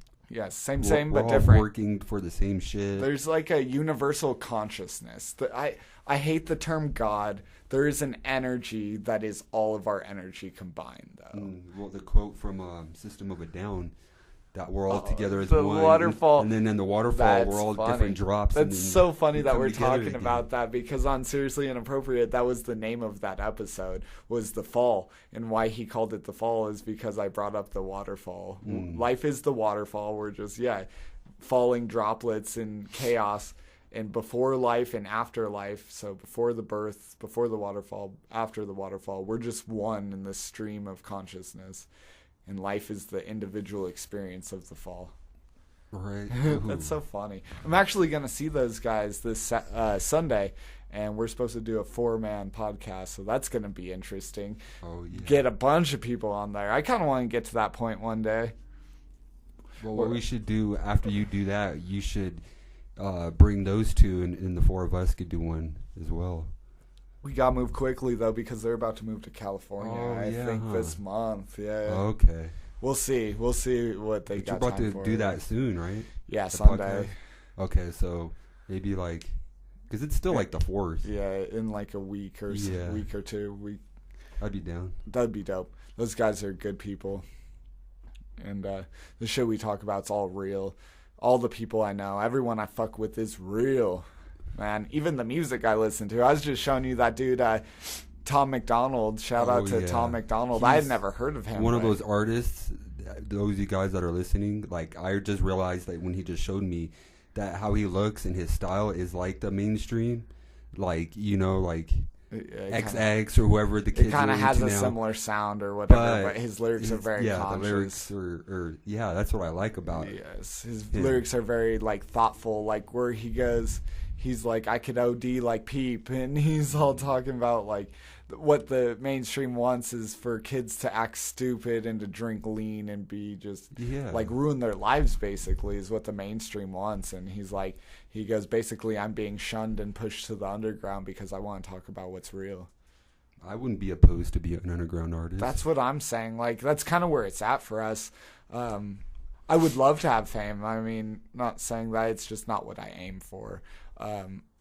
Like I've said about ICPs, it's a family vibe. I just love the family vibe of we're all together. Yeah, we're all together. We're just, I want people to know who I am and multiple people to be like, oh, you know him? Oh, you know him? Oh, that's awesome. And now they're friends because of music I made or podcasts I do or whatever I choose to do with my life. Like, I'm just trying to record as much of my life as possible because I want to make the biggest positive change in this world, and I want people to see what it took to become what I was. Oh yeah, much respect for that. Yeah, fuck yeah, dude. Goblin knows. He's been part of this. I've gone to a point in my life, like especially when I met you and we started hanging out more, where like all this shit is getting into my life, and I'm knowing a whole bunch of shit about life, and now I'm getting sick of just being one of the only ones that know in the world. Like, me and you know, and a few other people, but like like you were saying, I want to let other people know my own experiences and what they can expect growing up. Yeah, it's like breaking it down to music again. You look at Lil Pump, he did Gucci Gang, where he's like, Gucci Gang, Gucci Gang, Gucci Gang, Gucci Gang. And he says fucking nothing in that song, and that song's got like all of 250 million views or whatever views it has. And then you look up an artist that's actually good. Like, you take Tech Nine, which for the underground, Tech Nine is king. Hell He is the yeah. underground He's- fucking king. Yes. And Yes. his videos get maybe like 80 million views, like a fourth or a fifth of what Lil Pump is getting. And Tech Nine is just way on a much more talented level. Yeah. And everyone who's kind of underground is like that. Twisted, they're getting, 20 million views. And Taylor Swift opening her Christmas presents is getting like, 20 million views. Just that. gosh. So you said Tech Nine is getting how many? His like 80, I think, was one of his top. Most of them are only getting like 5. And then like, what did you say that like the stupid mainstream rappers are Oh, getting it's right like 250. Oh my plus. gosh. Yeah. Yeah, people, that's a big people love that. difference. Like Head PE, I've always been big on Head PE, and you go to their video, and they're lucky if they have 1 million views. Like people just they don't care for the shit that's talking about real shit. Right, but like you said before many times, that even if they don't listen to us or like us, they know about us. Yeah. People are learning our names Yeah. and they're talking about us. All publicity is good publicity. That's what Donald Trump showed me, is that even if you're the bad guy, you're still who everyone is talking about, and because everyone's talking about you, now you're on everyone's mind. So that's how Eminem did it. Is he was like the rapper who pissed everyone off. And so, people like to root for the nuisance, or, people like that kind of shit. So I don't give a fuck if you like me. I don't give a fuck if you think like, oh, you're a devil boy or blah, blah, blah. Like, yeah. I'm going to be me. I'm going to be me. I just believe that devil and God are one and working together instead of seeing them as separate beings. It's just positive and negative energy. Yeah. It just works together. You can't have one without the other. You can't have love without hate. You can't have happiness without pain. Right. It's just you have to go through one to experience the other. Yeah, and even like if you believed in like the Christianity type of ways, where it's like the devil was once an angel of God, so they were once on the same side. Yep. And it says that God allows the devil to do everything that he does, basically. So then why do we hate the devil but praise God? Because if they work together, they're kind of one and the same. You should either praise both of them or hate both of them, because regardless of either, it's like, it's what do you feel? I choose to worship both. I'm not saying like, oh, hail Satan or whatever. Yeah. But I've read the Satanic Bible, and the first thing it says is we don't disbelieve God. We just believe that if you worship God, then you have to worship the devil, because he is half of your soul. He is the one who makes up that. And I'm not saying I want to be a bad person, because I want to be a good person with everything I do. Exactly. No matter who you are, if you're a human being, no matter who you are, you're going to have both sides. You're not going to be completely good, and you're not going to be completely evil. No. You have the opportunity to be like Hitler or Gandhi or anything in between. Chances are you're going to be somewhere between Hitler and Gandhi. And it's about where on that spectrum are you? Do you like violence, hurting people? Then you're more towards the Hitler side. If you're like about light and love and respect, then you're more towards the Gandhi side. I'm kind of like right in the middle, but at the same point, like, I don't just hate or anything. I hate people who hate, and I love people who love. Like, I basically just return the vibe given out right back to them.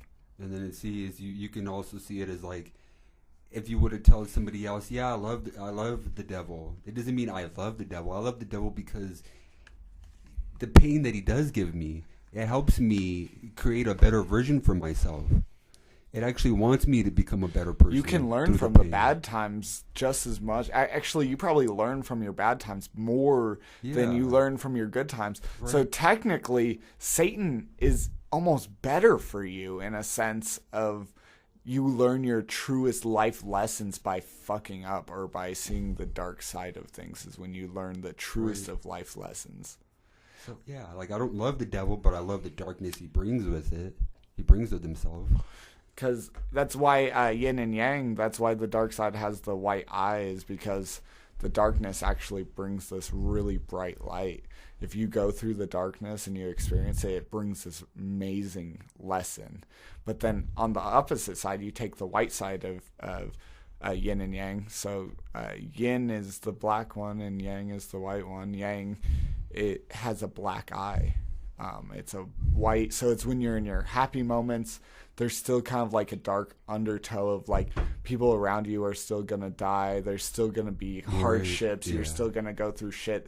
So what it does when you learn yin and yang is it humbles you when you're at your top, and then it helps you when you're at your bottom know that there's gonna be a better day.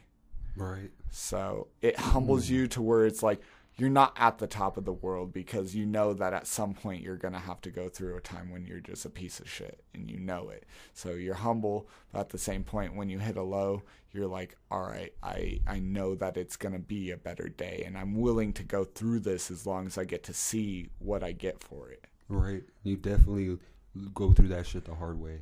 Everybody does. And that's how they realize that, like, shit that you've gone through, you had to go through it to realize that you're going to go through the darkness. When you're at your darkness, you understand that, you're going to have light. You're going to go back into the light. Yeah. So you have to go through it first. Yeah. It's like you pay for it on a credit card, a life credit card. Like, all your good times are spent, but you got to pay for them somehow. And that's why the dark days always feel so long, whereas the good days feel so short. I try and do this thing with my mind where I try and slow down the good moments. When I notice I'm in a good moment, I try and be like, all right, I want to freeze and enjoy this just as long as I can. Like, hence why I snooze the alarm clock in the morning. Something as simple as that is I'm like, I want to slow this down and enjoy these last few moments I get before I have to get up and like not think about myself for a bit. Right. And so what I wanted to say too was going back to the dark and light is also the whole thing about what the colors black and white actually mean. Black is all colors put together and white is no color. You know what's funny is it's actually the opposite. Oh, is it? But it doesn't make sense because when you mix all the colors of paint together, you get black. But if you have a blank canvas that you put 0 colors on, you have white. See, but technically, black is the absence of color. Oh. And white is the purest color. Oh, okay. So it's kind of weird. But when you see a color, you're actually seeing every color that it is not. So I look at this mic stand, and the mic stand's black. Well, it's actually every color but black. It rejects black, and hence that's why you see it. When the light shines on it, all the other colors absorb it, but the black actually bounces off of it. So actually, the mic stand is every color except black. Huh. But you're seeing the black reflecting off of it because it rejects it. My gosh, learning something new every day. Isn't that folks. some shit? Crazy shit. Oh my god. That just made you learn. Oh god. Listen, like think. That's what this puzzle theory is about. Is I want to have a good time, but I want to get on some real issues because that's what our generation needs is people to stand up. That's why everyone I talk to is part of my, I guess you could call it millennial group is kind of what we're on. We're not quite the digital era, the Generation Z. We're kind of the one right before it. Yeah, because when we were kids, we didn't have all that shit. We didn't have the iPhones, and we had the Nintendo 64, and Game Boys. Yeah, but the internet wasn't a thing that we accessed on a daily until high school or later. True. We were outside. We were the last generation that actually went outside and played all the time. And my goal for this podcast is just to get so many perceptions of what's going on, with our society, because these are the problems that we're all having. And if we can talk about them, we can find a way to come together about them. Maybe we can make a positive change because we can manifest whatever is in our minds. And if we can manifest peace where people are come together and making positive change in the community, if we get enough people on that vibe, then people are going to start rising up. Hell yeah. How do you think Hitler had so many followers? Or it all starts from being confident. If you're confident, you get some people to follow you and be like, this guy's good. And the rest will kind of follow blindly. It's sad, but it's true. Yeah. Is they kind of do it because we have a herd mentality. When we see the group go a direction, we're like, oh, that must be the right way because everyone else is doing it. So let's go do it. So I bet a lot of people who fought for the Nazis didn't even necessarily know what the fuck they were getting into. They didn't know necessarily. They weren't at the concentration camps seeing what was going on. That's true. They're just a soldier getting paid good. You know what I'm saying? Getting benefits or whatever. It reminds me, I was just thinking about this right now that in my opinion, like I just came up with this opinion too in my head, that what if the government right now is starting to brainwash the generation after us, because we were the last generation to have CDs, and like have a Walkman. So we actually went out and bought CDs. But the generation nowadays, they listen to the radio, but they also YouTube and download, and maybe it's through the internet that they're getting to them. That's kind of the thing, is the internet's great because it now gives you it's as big of a blessing as it is a curse. You now have every knowledge at your fingertips. Mm-hmm. I could come up with a question right now. We could Google it and tell the world. I could be like, don't have to go to libraries anymore. It's right there. And so that's the good part. But the bad part is now the propaganda is higher because, they see that you look on Facebook and you're just going to repeat that information you see on Facebook. I had an experience of this myself where it actually blew my mind, where I was out on break at work and I see on Facebook it said Tommy Chong is found dead in his apartment, and it was a link, and you open it up and it had this whole story about him, and I go inside and I tell everyone Tommy Chong is dead, and they're like, nah, dude, that's like a Facebook thing that's been going around. That's just a fake. And I was like, man, and I'm going around telling people this. That's how propaganda works. Now that they know that our Facebook kind of determines what we think, you guarantee that they're going to put sly little stories in there to fuck over your mind. United States is probably the second most propagandized place in the world, behind like North Korea. North Korea, they're propagandized where they think everything that they're taught is the right way. They don't know how the world works. U.S. is probably number 2 though. Yeah, and we have where it's not a whole big thing. We have, I guess, in other countries too, but break it down into religions. Religion is just a way of trying to... Religion's big across the world. That's actually the biggest fight in the world, is religion. My God is the better God, so I'm going to kill you. Yeah. Which I don't understand. It's like, my God's more about love, so I'm going to show you by killing you to prove that my God is more about love than yours. And then even with the... Share with the audience the experience you had when you went to my youth group at my church. Oh my God, that was such a fucked up story. Holy shit. I remember telling Goblin, like, for a while, like, I don't want to go. I don't get along with these people very well. And he's like, just come. They're really good people. And I'm like, I know they're church people. They tend to be nice. And I remember I was going and I was talking to this one guy who ended up being Diamond's coworker randomly, because he talked to her about me the next day.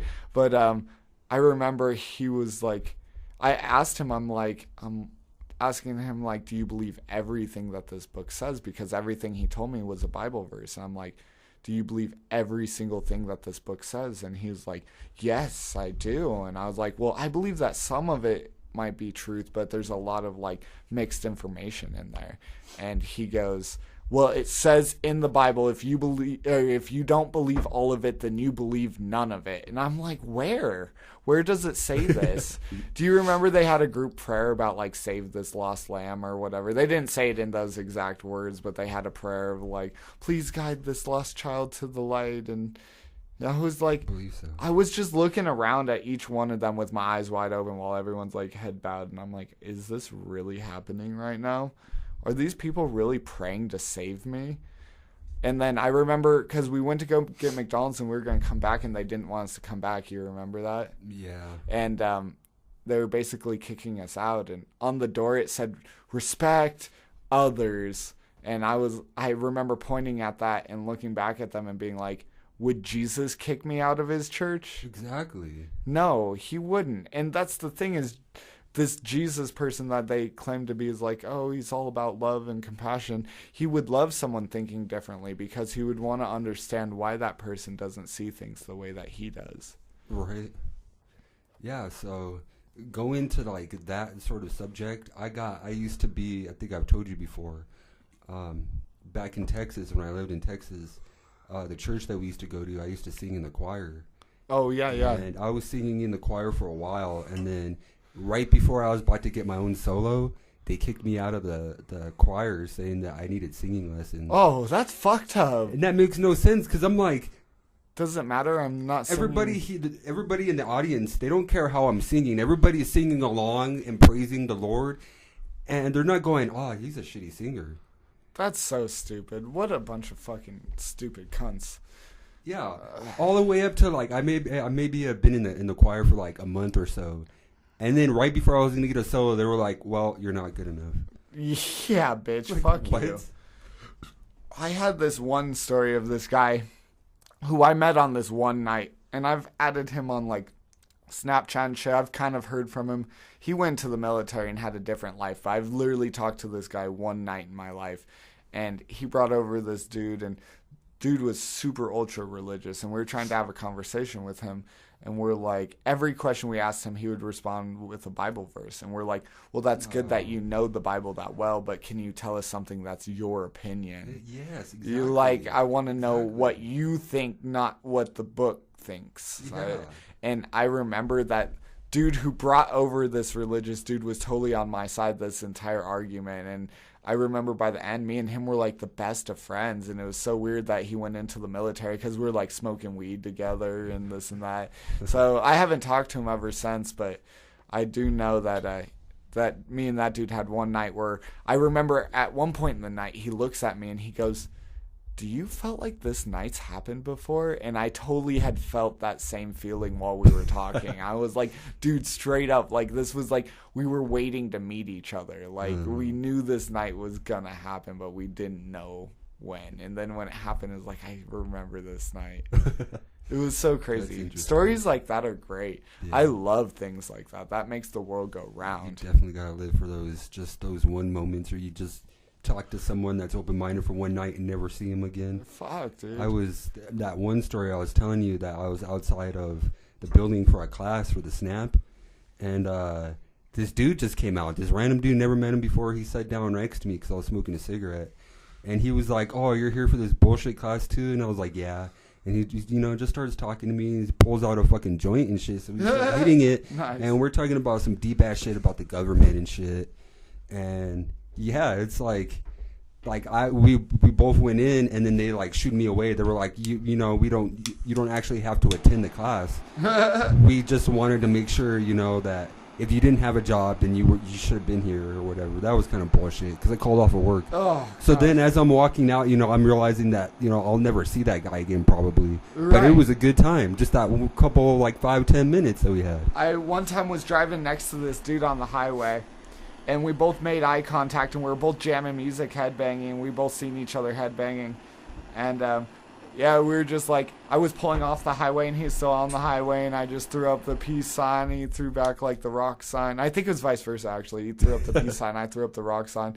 It was just like, man, we connected for this moment as two strangers that would never have known each other. It's crazy how little moments can impact you so much. Oh, yeah, definitely. Most definitely. And then it's like if they're meant to be in your life, you'll see them again. If not, okay, cool. You were supposed to only have known them for those couple minutes. You know what's one thing cool that I want to do with this podcast one day? Is go take a backpacking trip across Europe.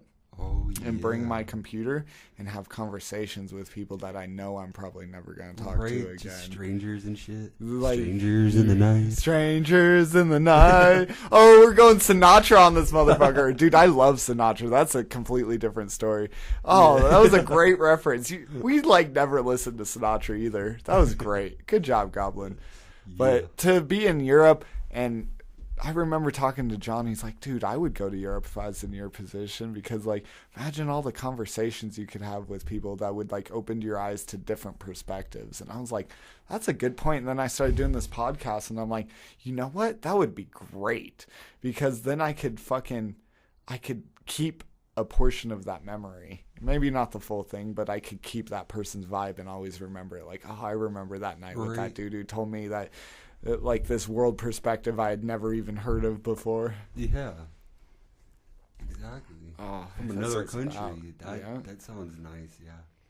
Definitely want to do that. And I I have family that lives down in France. See? So it's not like we're going to go down there and just not know Ooh, where to go. that would be a good I'm one. still close to my dad's girlfriend. Ooh, if we do that, we'd have to have more mics, though. And how about getting that shit in the plane? I think you have to pay extra for more luggage or something like that. Yeah, I'm not sure how that works. And it's all metal and shit. I don't know. But that would be so fucking wonderful.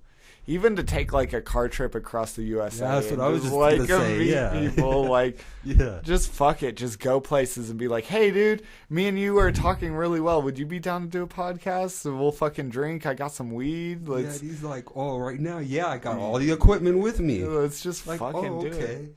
That would be like a podcast road trip. Like, Yes. road trip just to do podcasts with Dude, and then I could those would be like my fans. Oh, that reminds me, Logic, right before his album Everybody dropped, which was his third album, which was right when he was on the verge of blowing up.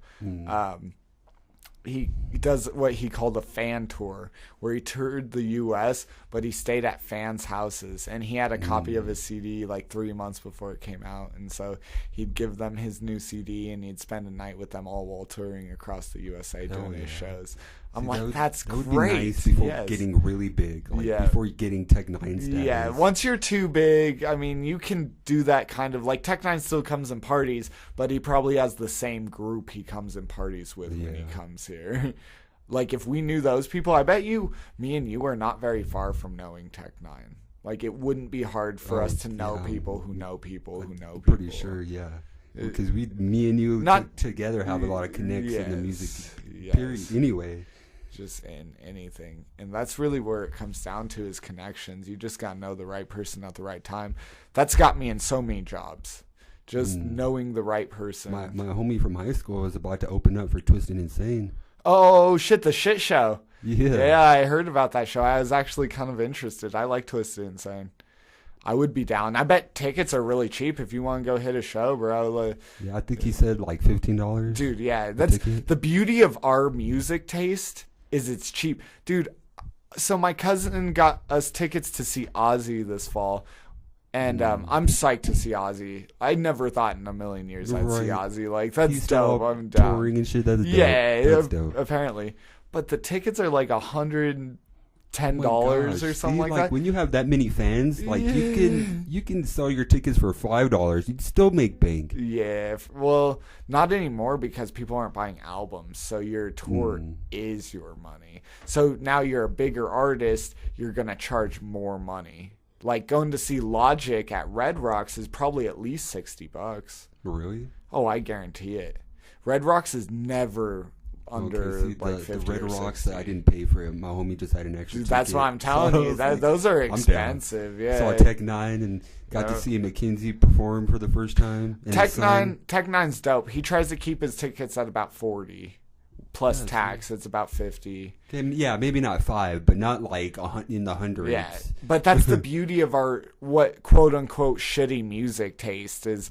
I could go see an ICP show for like $30. I could go see Twisted for $20. I could go see Twisted Insane for $15. Like I could see all the artists that I actually fucking like, right? And for a cheaper price than going and spending, $100 to see Ozzy. Yeah, I do want to see Ozzy, and I'm down to dope. do it. I'm not saying that, but I'm just saying, like, I could go see Twisted for definitely. Our tickets that night were not more than like $20. Yeah, when we went. Yeah, it's cool. Yeah, I paid your ticket, huh? Yeah, it was like not even $40 for both tickets. That's what I'm saying. Like a little under. Yeah, it was cheap as fuck, and I remember that. And that's just how it goes. That's how the world works. I almost like what's less popular. Just you get to like Gino, one of the least popular musicians, and he was about real shit. I will say that it's dark. It's kind of hard to listen to. Yeah. But on the same, he was being the realest version of himself that he could possibly be. Because how hard would it be to have a view of being like like hating everything, but then going into music knowing you're trying to talk about shit of your life and all you have is this like horrible shit. It'd be hard to be a musician. Or ABK has a stutter. It would be so hard. Or sorry, not a stutter, a lisp. Oh, He's got a lisp. stuttering would be Yeah, hard too, though. yeah. Could you imagine trying to get famous with these kind of issues? Yeah. I have an issue that's kind of common with musicians, which is kind of funny, but like a social anxiety. Or when I'm in a big group, I get an anxiety. Yeah. Because it's like I focus on too many vibes at once. Like when I do one-on-one, like a podcast, even when I just talk to you, it's comfortable. I'm really good at that.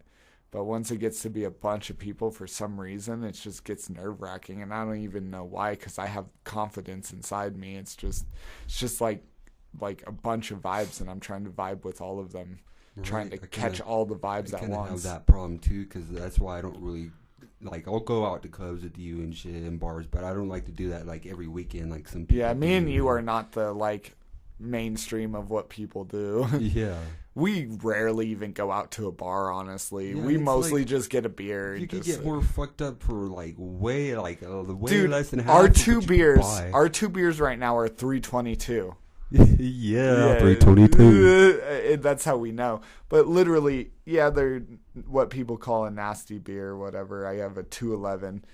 It's 24 ounces and it's like 8%. Yeah, and mine's like 12%. And by the end of that, I'm feeling buzzed. Yeah. Like I'm halfway through right now. I'm starting to feel Then good. you're gonna spend what, $6-7 on a Bud Light that's like 5.5% alcohol. Yes, and you're really paying for the experience. Yeah. And It's like the strip club. Yes. The strip club's cool because I have this theory where it's like I could go out tonight and look for women and like pay for a bunch of their drinks and spend a bunch of time and try and maybe get something. Or I could go to the strip club and know that I'm getting exactly what I'm paying for. Right. Like I'm not planning on going home with any of these women. I'm Yeah. paying them to show me their goods and to leave me alone. Yeah. I've never been, but I could already tell because everybody else I know has been, that you have to be prepared, knowing in your head before you go, you're going to be spending money if you're going to be wanting dances and shit. It's like an $80. Like if you just want to go for 2 drinks and to throw ones at strippers, that's $80. Easy. And that's like the simplest. It can get up to several hundred. And that's why I'm not a strip club person. It's cool or whatever. Oh, that's why I missed having a girlfriend, because she would do that shit anyways. Fucking give me my own personal lap dances for cheaper and better. A French style lap dance, so yeah, Nice, for free. nice. But I mean, you get exactly what you pay for is kind of the thing. There's this funny quote this one guy told me. He goes, "Guys don't pay hookers for sex; they pay hookers to leave." That is so not true. the sex. We're paying you so that we can get that, but not have to deal with the consequences. Not saying Right. kids, but saying I have like to cuddle with you and wake up next to you. I like that shit. Don't get me wrong, but when you live with someone, there's like so much to them. You're like, God damn it, you hate my dirty shit, I hate your dirty shit, and then we're like dealing with each other on a daily, so we're just sick of each other. There's a lot to it. There's money decisions. It gets tense. Oh yeah. Family decision You know or about family that. situations. 'Cause if you wanted to make a decision about, let's say, the cars or the house in general, you would have to talk to her first. Yeah. Oh, just the simple thing of going out after work. Because, all right, say you hit me up while I was at work and I'm at work and I'm still with Diamond. I couldn't just be like, yeah, I'm coming over right after work. I first have to hit her up and be like, do we have plans tonight? Yeah. Did you make Right. dinner tonight? Because I don't want to like dip out if you made dinner and now I'm an asshole. Right. So like even just the simple decision of going out after work, it has to be talked about, planned. And that's just a simple one. If it comes to a weekend and you both got days off, or maybe one of you only has one day off, so you have to decide around just what are you doing? You have to decide your money, you know. Oh, God, there's so much to it. Like, I got out my situation as clean as possible, and it was still tough because I didn't have kids. I didn't have marriage or a house. Yeah. These are all Definitely. situations. If I had a kid, I'd still be seeing her every week or every other week. Talking to her because she'd be in your life. Literally, she Till the wouldn't kid- leave.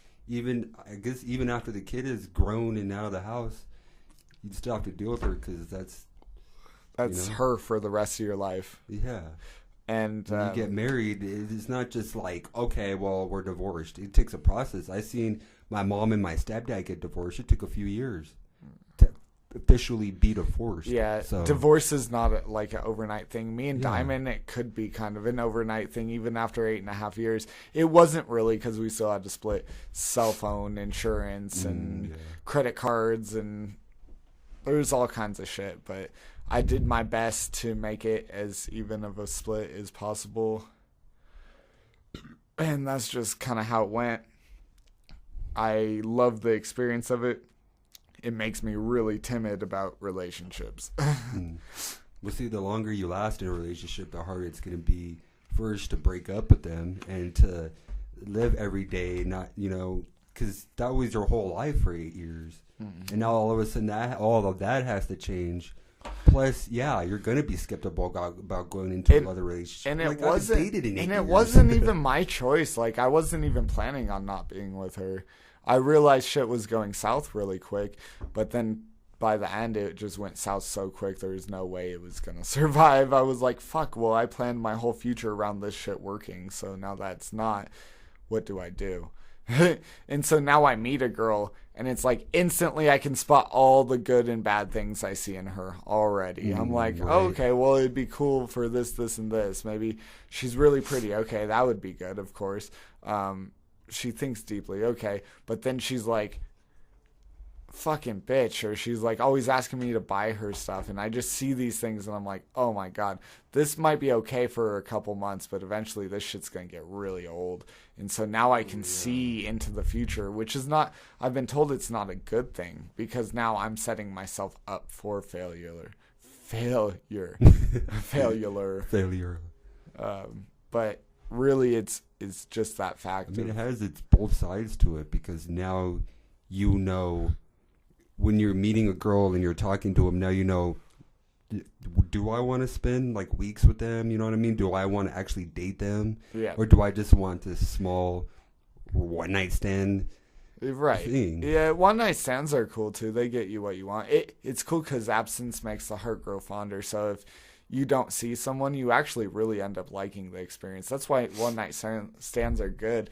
Is not necessarily it was good, but just your remembering of it is so good. You're like, even if it was shitty, the sex sucked, or they were retarded, or whatever the situation is, you still look back on it like, that was a fun time, because I'll never have to deal with that person ever again. See, for you, you're a step ahead of someone like me, as the terms is, if you're ready to settle down and have kids with a girl and want to marry her or whatever, you know exactly what to look for, because that's very you true. had that with Diamond. So you Yes. know what to look for. You know what you want, what you don't want. That's what very you like, true. don't Being like. picky has its benefit, and that's the benefit of being picky, is I get my choice. But the problem is now it creates a bunch of stupid situations, because I'm like, yep, no, you're not. I wouldn't even bring you home to my friends, much less my parents. Do you know what that says about you? Oh, yeah. If I don't want to show you off to my friends, I sure as hell don't want to show you off to my parents, and that's not good. That means that you are not gonna last. That's a problem, and it's not with looks as much as it is personality. Looks are one thing, because I'm going to have to look at you regardless of if you're a piece of shit or a good human being. I'm going to find a good human being, but I'm just saying, you could be hot and a piece of shit. At least I can look at you. But second thing is personality. Like, I don't want a hot girl who is a piece of shit. Right. But I don't want an ugly girl who has the best personality either, because like I still gotta look at her. Yeah. So it's like, I'm okay with a girl who's like, she's pretty. I want a girl who's pretty without the makeup, who is just like a gorgeous soul, and then to have a good personality to go with it. And I know there's always something you're gonna have to fight, but as long as what you choose is what you want. Oh yeah. It's important. Could agree with that. It's really important choice. It all comes down to choice. Every little decision you make is the most important thing. Oh yeah, because you make that choice, and that choice is made There forever. You That's can't take it back. We It's not a talked video about game. that. There is no fate but what you make. Yeah. The ironic thing of like, did I choose to do it or did it already happen? Because if I choose to do something now, like I take this lighter and I just throw it. That's so funny. See, You did the same thing. because it's such a good point. Because it's like, yeah, that is true. I chose to do that, but at the same point, now that it's happened, I've always chosen to do that. Because when I go back and listen to this podcast, I'm gonna be like, I remember choosing that. But I had to have chosen that, else this conversation wouldn't have gone this way. You're right. And that's just how it works. Is like fate is important, like the decisions you make now. And I always tell people, what you think in your head when you think no one can hear you is the most important thing about you. When you're by yourself and there's not a person around you and you just think a thought and you're like, I'm all alone, like no one hears this, the universe is still hearing it. And That's true. It's real. Like thoughts have physical power. How can we take something and turn weed into now we got dabs just chilling on the table like it's nothing? Right. You know, how does it get like that? Well, because you focus on it. Yeah. So and what you someone had focus to have on, thought you about it. manifest. Damn, how can we make weed liquefied? Or not really liquefied, but You know how it started was they used to get hash, and then we did a thing called hot knifing. I did this back in the day. You take hot knives, and then you'd press hash between them, and you'd have like a funnel in your mouth to catch the smoke that comes off of it. That was a dab before we had dabs. Like weed heads are really potheads. They are crafty motherfuckers. They will find a way. yeah, smoked out of apples. Have you ever smoked out of a? I've made bongs out of less, bro. Have you ever? I smoked a joint out of a Bible page. Oh, I did too. Page 420. Really? Actually, yeah, we read it and then we smoked it. We read it and we're like, oh, this doesn't really say anything. Oh, they talk about herb. That's cool. All right, let's roll it up. Yeah, I forgot. It wasn't even anything crazy, but Ours was just a random page, I think. I guess we didn't have anything else around. Oh, yeah. This dude in high school, like, just straight up, we were walking in King Supers, and we were walking around, and this dude is making an apple pipe just walking around the store. And I'm like, Jesus. What are you doing? remember hitting vape pens in the store before, like, Oh, when you yeah. could actually hit a, now you're not supposed to hit a vape I pen did that in once, and public. people were just like, because there's still smoke, even though there's no scent. And people were just looking at you like, what the fuck? Yeah, for a while there, it was kind of like a gray area where it wasn't smoking cigarettes. I remember John hitting his big ass vape pen, and it's like, dude, that's like a cloud, and you just like hit it because fuck it. But it wasn't illegal. It wasn't like they had put up signs saying not, like they could come stop you if they wanted to. Right, yeah. Tell you to leave smoking them. They wouldn't say leave. They would be like, don't smoke it again, or we'll make you leave. Yeah. First offense. But at that time, you'd bring in a weed vape pen, and you'd just hit it walking through King Supers, and That was such a weird experience because I was at Walmart and I was with my mom and my aunt at the time. This was a couple of years ago. And I ran into one of my little brother's friends. He was there. And so I went up and talked to him. And he was like, hey, man, you want to hit this? I'm like, right here? He's like, yeah. He just starts hitting it. And I'm like, sure.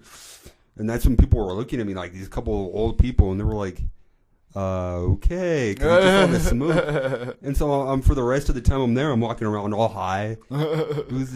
See, experiences like that. oh man, They stay. I get high before doing anything. I like can't function. That's why my song, why when I'm not high does my life feel like it's missing something? Right. See, I for know me, that I must It's be still weird to be so high in that public for I me. can function. I'll still do it, but I'm still not at that comfort level to be like, I don't See, care. I want to get to that with acid. When I saw my bro at work doing it, because I asked him about it, and he's like, dude, if I feel like I'm having a bad day, I just do it, and then I have a good day, and everything makes me laugh. I'm like, that's a really good point. But I'm not at that point where I could just do it and function. Like, Yeah, I have to yeah. get to a point, like smoking weed. Not back in the day, I couldn't just smoke weed every time I was going into work. I did get to that point over time. I've never had a job I didn't smoke. Yeah, but- with the safety meeting. Now I smoke right before I get to work. I smoke on my first break. I smoke on my lunch break. I smoke on my last break. I smoke on my way home. Like, I'm just not ever not high. Like, I maybe go a break without it. Sometimes I'll smoke a cigarette instead of a bowl, which even that I feel bad at because I'm like, oh, I got all this weed. Why am I smoking a cigarette? But that's the thing. Like I said, here in the near future, cigarettes and beer are probably going to become like luxuries instead of things that I do. Things we do like at the after party. Yeah, because I don't want that shit to ruin my night. Yeah. For real, because I already, even sometimes recording, feel like I lose breath, and I'm like, man, I'm too young for that. I'm way too young to already feel like I'm like, I'm winded. Right. And I did the incline last year, and that got me motivated. I quit cigarettes for a month straight after doing the incline. I was so motivated, and I think I need one of those this year. I just need to get to that point where I'm like, I want to make a positive difference. You can't change the world before changing yourself. Once you change yourself, you can change the world. Right. So, there'd be no way to change the world if you don't change yourself. So that's why I give up the beer. I give up the cigarettes. I give up, some of the, like, eating. Now I take a salad for lunch, and I'll have, like, biscuits in the morning, salad at lunch, and water throughout the day. So I wait till I'm off of work to splurge, and I feel like it's helping my health. I feel more energy throughout the day. Like, even today, after today, I worked like 50 hours this week, and I still have energy to come do these podcasts 2 nights in a row. Right. I'm doing a podcast with my cousin. I'm doing a podcast Sunday with my boys. I'm getting this shit fucking rolling, dog. Oh, yeah. And it's not going to be just that. It's going to be our music. Like, we were talking about evidence. We talked about evidence because we're in that same shed that we recorded evidence. Yeah, we're in the same spot, guys. It's just round 2. Different night. It'll happen. Maybe one night we'll be on like some acid doing it. We'll have some crazy times, but this is just night number 1 and 2, I guess. But and see you guys listening that are going to get hooked on our podcast. That's right. Now you know that some of our podcasts we're not going to be sober. No, hell no. I'm not going to be sober.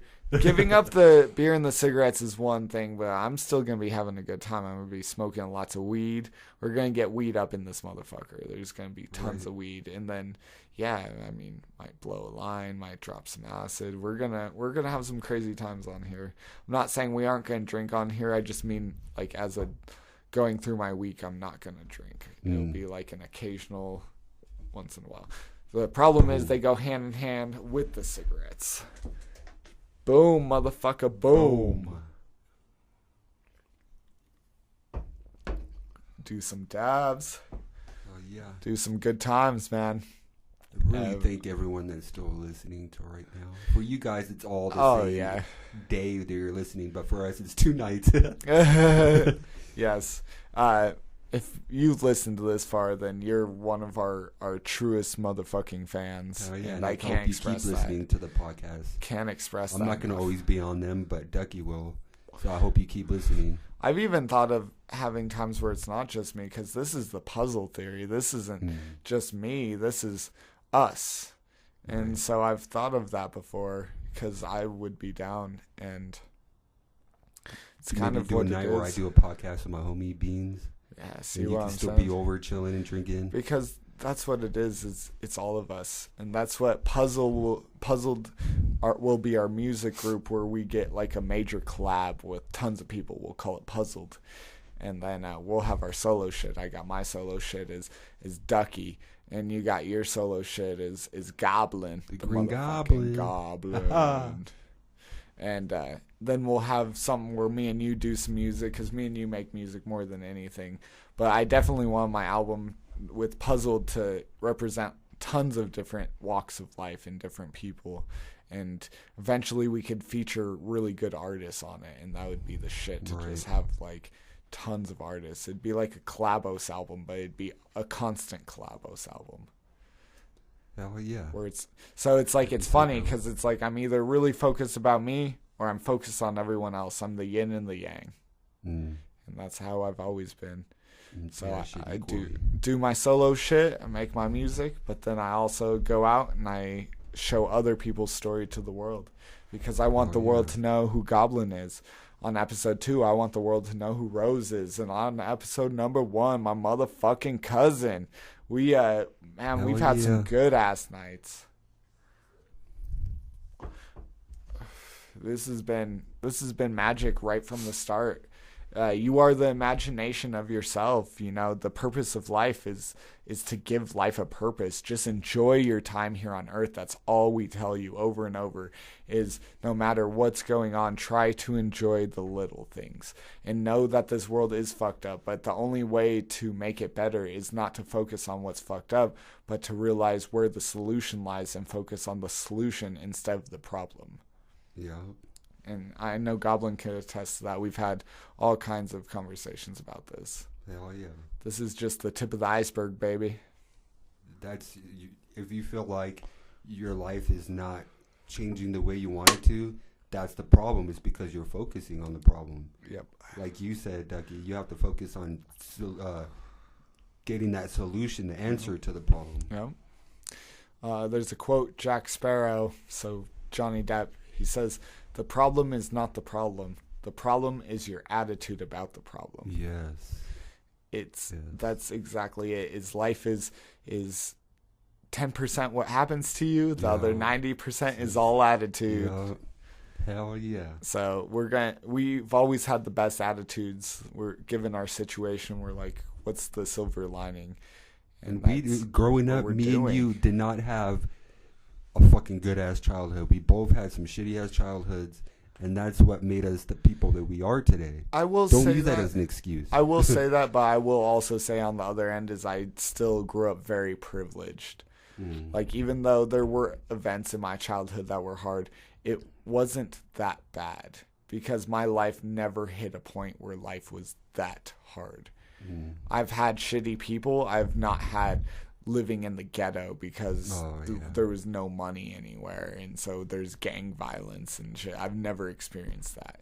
Yeah, me either. No, so in civilization, we're not doing that bad. Yeah, we had some situations that were like fucked up people, but it teaches you not to do that to other people. Now I have empathy. I've called myself an empath before, where you feel the other person's vibe so deeply, like a part of them actually imprints onto your soul.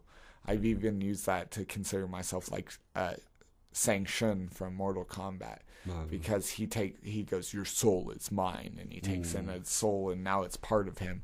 But instead of like keeping your soul and whatever, I just want to remember your soul, what it is, so that it comes up inside of myself later when I'm thinking of like a situation. I'm like, what would Goblin tell me to do in this given situation? Or just something that's an example, but with every person.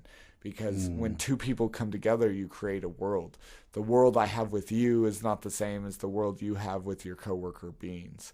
It's not the same as the world you have with your family. And like, I've worked with them for so long, but like we weren't able to really talk like that during working hours. And so when I had that night with him, and he kept repeatedly telling me, yes, I needed this night. I needed to talk to you because he saw how open-minded I was. And the shit that he was telling me, because he's 47, so he's been around. Really? He's been around. He saw some shit. He used to be a gang member. He repped at the Crips. But at the same time, he was also telling me that he was down with that Crips and Bloods he doesn't hate Bloods. He's down with the Bloods if they don't fuck with him first. Yeah. It's if they fuck with you first, okay, then you're not cool. I'm not cool with you. I don't fuck with you. But, you know, if you're cool with me, I'm cool with you. And that's a generalized thing. I don't consider myself any part of a gang, but you kind of have to be a gang of some sort, because even the government is a gang, the FBI is a gang, the police is a gang. The police is one of the biggest gangs. Yeah, so it's like you kind of have to have a gang. Like ICP has the gang as their juggalos. I've considered myself a juggalo, but I don't necessarily call myself a juggalo all the time, and the reason being is because I wanted the same idea, but not to be the exact same thing, because I want my same version of what a juggalo is, but the kind that thinks more like me and less like juggalos do, but to bring in that family vibe of, oh, you know that dude, or you know Puzzled, or blah blah blah, you got a puzzle piece tattoo, oh, do you know them? Oh, that's dope, I know them too. and now we're friends, or now we Right. can at least talk and smoke a bowl because Oh, what, you like puzzle too? Yeah. that's how me and you became friends. We're like, oh shit, you listen to ICP too? And it's crazy how that can Yeah, happen. because I remember right before I said that, you kind of like, yeah, you acknowledged that I was there, but you were more talking to Allie. And it wasn't until I was like, oh, whoop, whoop, then you were like, whoop, whoop. Because I love that family vibe. I love the fact of I can call out to a random dude and all of a sudden you're like a friend of mine, or at least I can smoke with you and talk, even if I don't chill with you all the time. With Goblin, it was different. We just clicked and always kicked it. So that was the shit, man. I want the family vibe. I want people to be like, oh, you know Duck. Oh, you know Goblin. Oh, you know Puzzled. Oh, Right. shit, I know Puzzled.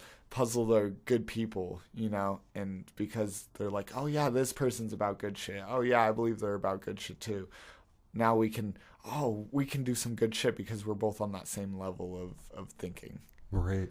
Imagine being around, like, for the first time, like, say we're right here talking, we're just chilling, and then we're in a public place, though, and then, like, maybe a little bit down where you can still hear them. There's two guys talking about us, and they're like, oh, you know Puzzle? Yeah. Then we first hear that for the first time. That would be so It's sick. like, wow. Yeah, that would be amazing. I pray for that day. Or if someone ever came up and showed me that they had their own puzzle design, like they created their own piece of puzzle and got it tattooed on them, I would be like, oh my God, like you are eternally part of our clan. Like no matter what happens, you are part of it. And that's kind of what juggalos do. Is like, you listen to us, you're a part of our shit, you're eternally part of us. I'm not saying that there's not bad people in every group. There always is. Oh, yeah. But it sucks that ruins it for the rest. Mm-hmm. Because all I want is to represent loving each other. Because it's only when everyone comes together that we can make change. Yeah. And it's like, we're living on this planet together. What is making me think about is the show The Walking Dead. Yeah. Even through in a whole zombie apocalypse, humans still fight with each other. We're like, we are not the enemies. They are. They're trying to take over. But no, we still want to fight with each other. That happens in every show. It starts as like us versus them, and then it becomes us versus them. Yeah, exactly. And that's kind of people. Yeah. Like, it's us versus the 1% or the rich or whoever controls everything. Us versus them. But now we got racist people versus people who are like, no, all races. And so now you have us versus the system. And it becomes such a fucking strenuous fight. Yeah. Of like, how do we all agree? How can we find a middle ground that's like, okay, I can coexist with you because you're part of my soul somehow, even though you're a piece of shit human being, you're part of this universal soul that is all of us. So how do we find a ground to be like, okay, we can still respect each other even if we disagree. We agree to disagree. Yeah, I said that at work today. So I was like, we need to learn to agree to disagree. And this kid next to me goes, no, I disagree with that. I'm like, oh, that's fucking hilarious. Like, you disagree with my agree to disagree. You're like, oh my God. You're crazy. Oh, man. People are funny. Man, oh, man. Fucking people. This has been a wonderful time. Even though it took 2 nights, we got through this shit. Right. I hope y'all enjoyed this shit. We got on some deep subjects. We had some good times. We drank. We took dabs, smoked some bowls. Hell yeah. Oh my God. I think we're about to wrap this one the fuck up. But we're going to end it off with one of our own songs. Actually, the first song we recorded together. Evidence. And so we did this. This is just me and Goblin. And we did it the night we were tripping acid in this shed right here. We made the beat, wrote the lyrics, recorded it all while being fucked up. And I decided I'm not even going to edit it. So like I said before, listen to the song. You know, the beat's cool. You can listen to the beat, like the beat. Yeah. We're still getting used to recording, but listen to the lyrics. Yes. It's the lyrics that you have to listen to. The chorus says, "We all need you in our lifetime," which was a message to our buddy who had just died right before we recorded that, Dylan. Then we had da-dum-dum, and God, that was so funny. I laughed hard as fuck. Good times, and that's why that's gonna wrap this one up, is because it was evidence of what's in our heads, and now you hear evidence of what we have inside of our minds. You're getting the evidence right now. Yeah, and so my ending statement, since I'm the guest on this one, I really appreciate being on this podcast. It was dope. Yes, Boom, my man, definitely. Goblin, my motherfucking man right there. Yeah. Fucking, we're gonna do this shit. We're gonna do this shit big. Those of you that actually got to the end, I love you. I love you. Fuck Even yeah! if you Anyone really who's listen to it at listening all. right now, I give you a big hug. Remember, like I said through this mic, I'll give you a big hug. Yes, and he's again literally hugging the microphone again. I'm addicted to hugging this microphone. If I could just hug you as the person, that'd be great. Even those who turned off the podcast in between, we still love you because you clicked on it. You listened to a little bit. We love you too. Fuck yeah. Y'all are the shit. My motherfucking people. 303, my team. Yeah. You know, we're all about it. Rep 303, Colorado. We are Aurora the boys. Puzzled. We are the Imagination Creations. We got Goblin, Imagination Creation. We got Ink in this motherfucker. I'm your man, Duck. We got Goblin. Green Goblin. Oh, shit. We bring you the song Evidence. Check out the unedited original version of The Night We Tripped Acid in the Shed. Yeah, hope you enjoy. Have a good night. Evidence. Y'all take care. Until next time. I love the fuck out of you. Namaste. Namaste. Boom. Boom.